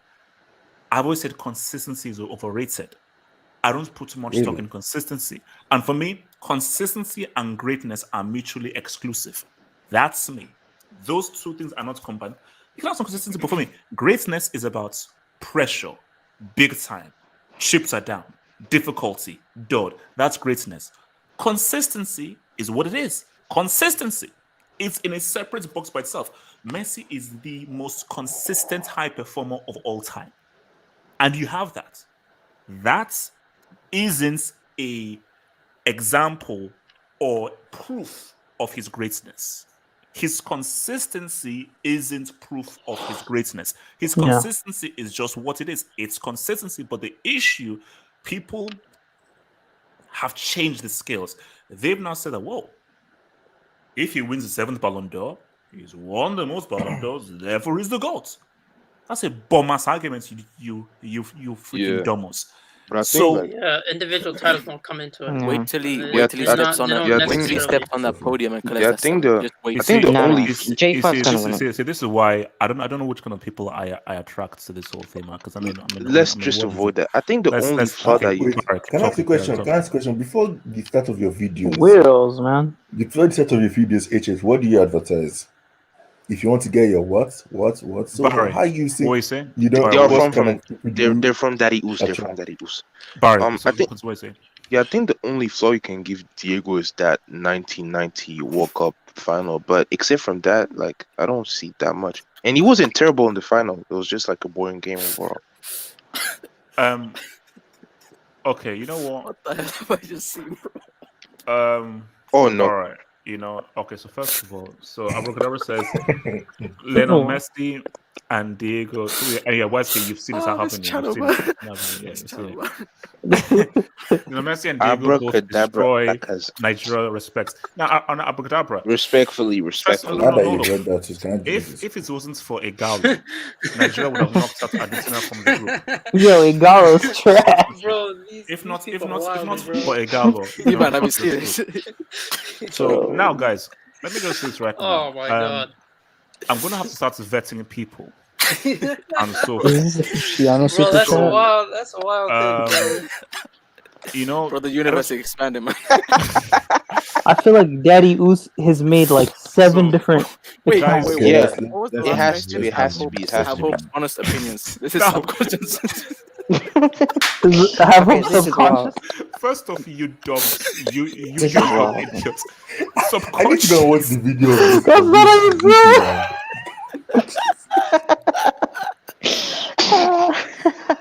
Subconscience? Subconscience. Man said subconscience. Subconscience. Anyway, half of subconscience. Let's go. I'm gonna die, man. I love it. I love it. It's Daddy Oos level spelling right here. No, this is Daddy Use. This is cool. You This have is to cool. be Daddy. This is Daddy Use. Oh man, you guys. No one has autocorrect nowadays. Subconscience. What are the instance? So you should have it, man. So shout out to your boy Miguel Rabines. You didn't even read it. It was on the screen. No, it was on the screen. No, Yeah. wait. What's it, man? I'm not reading See that. it. Spend your money. I ain't reading that. No, hell no. Oh my god. Miguel Rabines says if Netherlands fail to qualify for the World Cup, then VVD would have never made a World Cup appearance. I can't put him amongst elite centre backs in football history. Now, so Netherlands have a game against Norway. I think it's going to be like no fans and so forth, which they have to win. And knowing the Netherlands, bro, it's all up in the air there. Can VVD be considered a top centre back without ever saying what's up in a World Cup? No. I'm not saying what's up. He hasn't even qualified. Like, Yeah, I mean, yeah. So I think you see that because I would love to see VVD at a World Cup, specifically in like. No, I wouldn't put that on VVD though, because you need good attackers. You're playing for Netherlands, though. You're playing for To be Netherlands. fair, to be The fair, country who played no, for no, no, three. no. Actually, to be fair, the team they were facing, they were 2-0 up, and then in the I believe the 78th minute, Dion got substituted, and then this guy, their whole defense just collapsed. So he Wow. has to be blamed. If he's a starting defender, you have to take. Yeah, that's fair. You Well, know, he so wait, was qualified. let me. In that type of game, I believe. So your boy, Whimsical Thought says, but hope, don't downplay consistency. Being consistent over a decade is a dud on its own. It's part of being great, right? You see, I made that argument. Yeah, but so is Ronaldo. there is somewhat of an argument there. It's just that I Yep, just that's what I personally said. don't put as much stock in consistency as others. And just how I view it, I feel consistency is something to be commended. Like, bro, that's amazing. But when I just think greatness, see, for me, greatness is pressure. Greatness is a particular moment in time. Things are not going your way. Can you still rise? That's because you're like, man, that guy is great. We needed him. It wasn't easy. Things were off against him. It wasn't the most ideal conditions. He still managed to say what's up. For me, that's greatness more than, you beat up on Lugo for 10 years. But HH, do you at least in some way kind of rate the consistency though? No. You see, hence why I said that what Messi has done, we'll never see again. And in that case, I give him like special kudos. Okay, To be consistent for over 10 years and play at such a high level where, bro, 2019 was arguably his best ever year. That's amazing. That is amazing and unique. But that is, man, I give you special praise. But that and greatness are two different things. But HH, I would argue that Cristiano Ronaldo has been on the same level of consistency with He Messi. hasn't been. And but has better Dodd abilities. You see, you have to listen to what I'm saying carefully. Yeah. Tomorrow's debate is Messi, gonna be bangers, there's never man. been a player who has performed consistently at a high level as him. And I mean performed as in how well you've played over 90 minutes. Cristiano has only competed with Messi based off of goals. Messi is in a league of his own based on, man, look at how good a player he is for 10 years. As in terms of passing, creativity, dribbling, playmaking, shooting, goal scoring, free kicks. Like an attacking juggernaut. He's had that for a great part of his. Cristiano is just the amount of goals he's scored. So Messi is in a league of his own. And for that, bro, that's special. Which is why if Messi, World Cup, he's the best player at the World Cup. He performs in the semi-final, either scores the goal or assists. Final, he scores the goal or assists. You can make an argument that this is the GOAT. You can make an argument that this guy is the GOAT. Like if he performs at that World Cup and is definitive in the key games, the semi and the final, that leads them to winning specifically the semi and the final, yeah, you can make an argument that this guy just might be the GOAT. I got a question though. Go on, man. Barrett, talk to me. What's Cristiano's dud actually? Ole. What do you mean? I mean, if he wins, but if he wins, but except for that, does he have a dud? Specifically ask the question. What's the question? You say that as a joke, but No, I'm being real. Let's Like, not even what's joke when it comes to Ronaldo dots. Like, no, Barry, what's your question? What's your question? What's Cristiano's dud? Like in his whole career? Yeah. You could make an argument that his dud was helping Juve to that top four. Yeah, with No.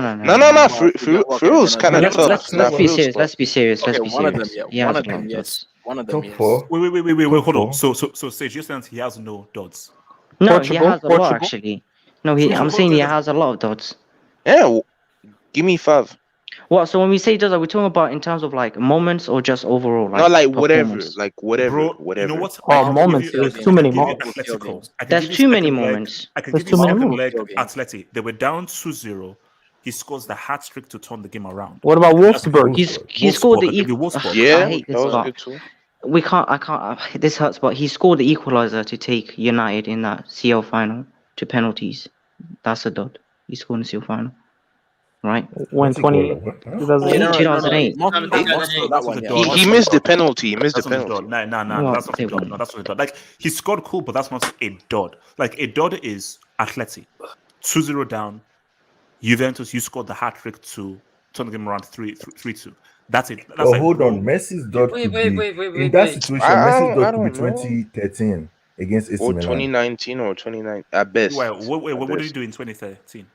In they were 2-0 down, and then it was 4-0 in second leg. Messi scored the 2 goals to equalize it.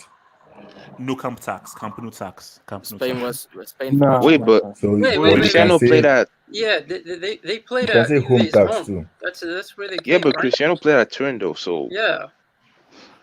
Bro.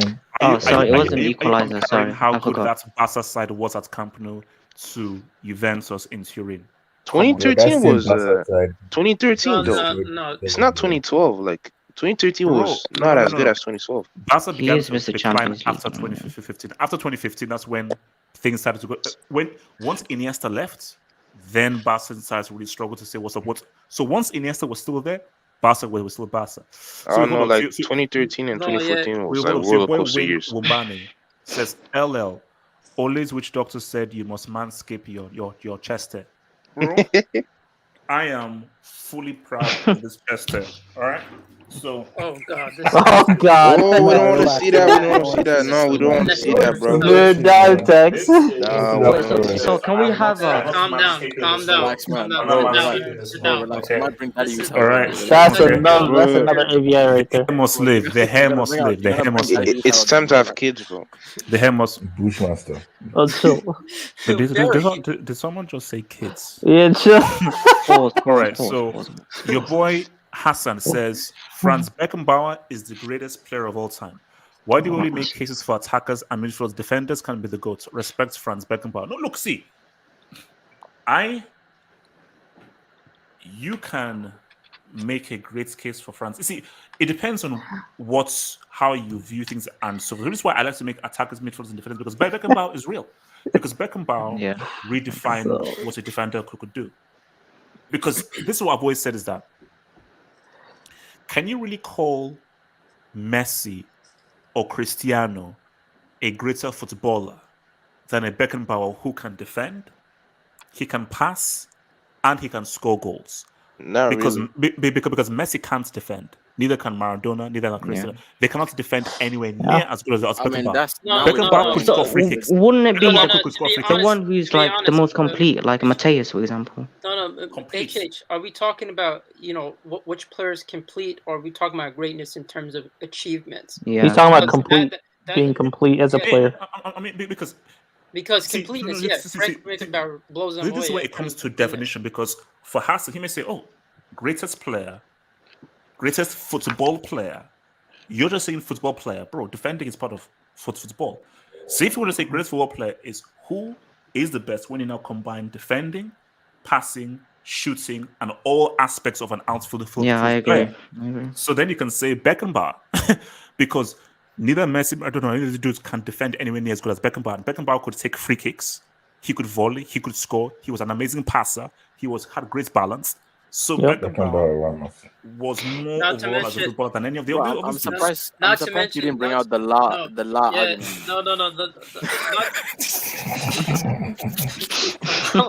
Zeman, what do you want to say? No. Not to mention, this guy actually revolutionized what it meant to be a defender. So he has more of an impact in his position compared to like Messi and Cristiano. If we're being honest. Yeah. Well, in terms of defining a position. The impact part. Zeman, when we come to Zeman, when we come to more, I'm going to talk about R9. Hold on. Revolutionary? Evolution. I'm talking about that. No. Wait. Quick question. Hold on, quick question. What do you want? You know how they say that great players when they come back, they don't really do too well. Mm-hmm. If Messi managed Argentina, do you think that will fall under that category? No, he's not. He doesn't have the capabilities to do that. There's no way Messi will manage Argentina. No way. There's no way. No way. No. This guy. If Diego couldn't do it, there's no way. He can't even raise his voice. Zeman. Yeah, but that's the thing. Zeman, talk. You know, certain players, when you think of, do they have the ability? Is there a chance of them having the ability? They're always associated with, how they galvanize the team, how they are as a player, as a leader. And I just feel like when it comes to those aspects, I don't think Messi has those abilities. I don't think he's, I don't know how good he is when it comes to communications, when it comes to talking, when it comes to just galvanizing a team, instructing them and all that, because management takes all of those different skills that maybe as a player you can transform, but it's 50-50. But I don't think he has that. He's even said in an interview that he doesn't see himself as a manager. He doesn't really see himself as any of that. Wait, hold up. Football Network, why is that your AVI? I'm a big fan. Wait, can you please explain your AVI? Can you explain your AVI? Pay attention. You see the time. Yeah, so Alexis Sanchez, he's a legend in South American football. He showed my GOAT Lionel Messi how it's done, how to win 2 international trophies instead of 1. Twice. Yeah. Who the fuck did say twice like that? Twice. Wait, hold up. So your boy Havels on says, if Lewandowski wins the Ballon d'Or, that's the biggest disgrace ever. Imagine someone named Robert winning a Ballon d'Or. Robert. Yo, chill. Hey, you're wrong. Robert's a good man. There's nothing wrong with Robert. Easy. Have you seen him? He's TikTok dancing. Easy. Wait, hold on. Yo, don't listen to this guy, bro. This guy's a weirdo. That makes no sense. Who cares, Robert? This must be Daddy Goose. This must be Daddy Goose. Are you trying to be logical to some people on this live chat? There's no point. Robert I house some of the weirdest people on the planet, bro. So don't try and be normal with this. These guys, I'm like, do you think this guy is normal, bro? This guy, this is his third account. the guy has me as his AVI with a Nigerian flag and my thing of opinions. Do you think this guy is normal? Nah. Well, how No. can you use so much money for dubs? Are you taking your mom's credit card or something? Barry, we're dealing with guys who are beyond chill, alien. Barry. Let He's the got money money, come in. Let the man. money come in, man. Let the money come man. in. Barry, Yeah, man. she Let grinding. Barry, this is the new channel. Let This it is the new channel where the go. followers pay to Shout out Amir Dan. Shad Hoddle says, if a player won 3 World Cups but was horrible for the clubs in the 4 years in between, will that be enough for a horseman? Look at closer. That sounds like a familiar description, actually. Yeah, that does kind of. I mean, that's Shad. What are you close trying to to Pogba territory, but what are you trying to tell me? I'm not gonna say the name because he's my goat, but I'm not gonna say the name. But Shad, I like this perspective, man. It's a great perspective. It's a great perspective. Yeah. We're not looking at it from the. Let's save it for tomorrow. Wait. Is this here? Oh no! I mean, yeah. Who are you talking about? Wait. I'm not thinking of Pele. I'm not thinking of Pele. No. But let me see. Okay, let's play a game here. If a player won 3 World Cups but was horrible for clubs in the 4 years in between, will that be enough for a horseman? It depends because you didn't precise like all he stepped up. Is yes. My answer is yes. But here's hold on. My thing here is that horrible is a very extreme word. Now, when you say horrible, that is like so horrible. No, average. I can deal with average, but horrible. Nah, that's not enough for a horseman. So even if you say, because guys, Iniesta has a World Cup. He's not a horseman. So all because you win the World Cup doesn't automatically mean that you're a horseman. So it depends on your he was impact. clutch. HH is clutch. Yeah, he scored against Chelsea and against Easy, relax. Chelsea. That didn't happen, by the way. I don't know what you're talking about. That didn't happen. Thank you, Sid. Shout out to my goat R9, man. Rossoneri says, I hope Norway and Serbia can make it through the World Cup. 2 golden generations in the making. No. It'd be interesting to see Norway in there, bro. Because what's it called? Odegaard and Haaland, or they won't make it though. And also, Ollie's gonna manage them soon. They're level on points. Wow. Serbia, man. Can we talk about Xavi and his McDonald rule, whoever it was? Rule easy. Oh, can we talk about the Oos getting fined? Relax, leave it alone. Whimsical. Zima, can I read this guy? Zima, can I read the dub, please? Thank you. Whimsical thought. Thank you for the dub. Says hope. Seriously, why isn't Guardiola a horseman? The only reason I think you can give is he hasn't revolutionized the position. Is that it? Harsh. Okay, let's deal with this right now. I thought it was pending. Like, Also, while we're at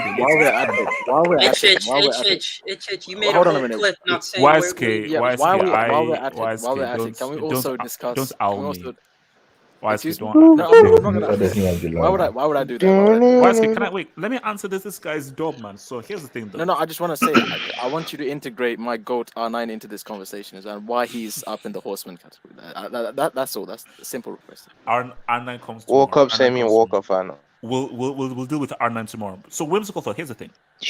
Mola has a superb, amazing, incredible resume, but whimsical thought. When you look at the horseman. And let me show you this right now. So when you look at the horseman, there is a certain pattern you see within the horseman. There is a certain synergy within the horseman. That pattern breaks my goat. Let me pull this up so they were both at visual, man. So you see, there's a let's just go there. We're about done there. Eye test there, and I'm working on the eye test. Relax, chill. Oh, this is the website. Yes, sir. This is the website. So the Hall of Fame.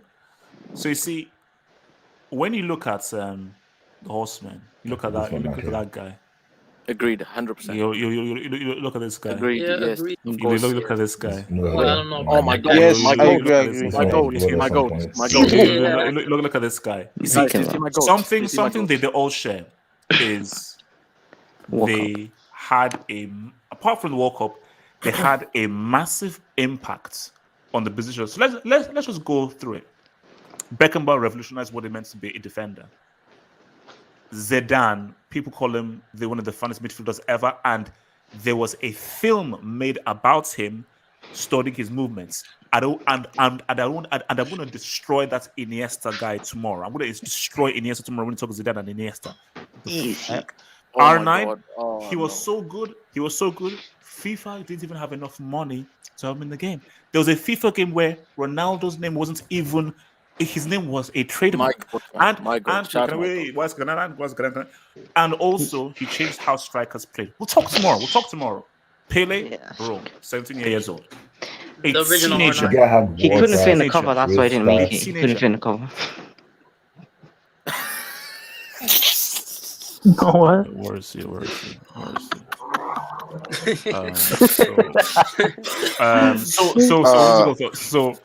that is the reason why. So what's it called? I think honestly, so remember. So before we round off here, look, so we're rounding off. So I'm not gonna Alan, we're rounding off.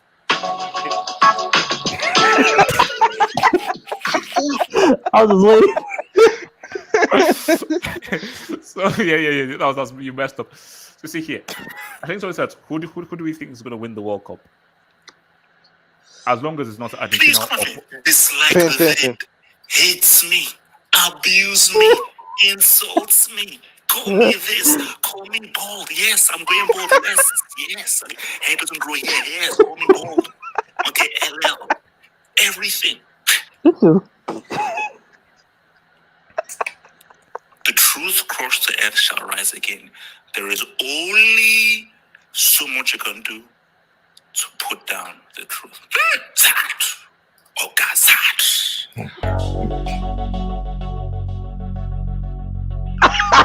I think that was perfect. This guy pulled it on himself. He pulled it on himself. Wow.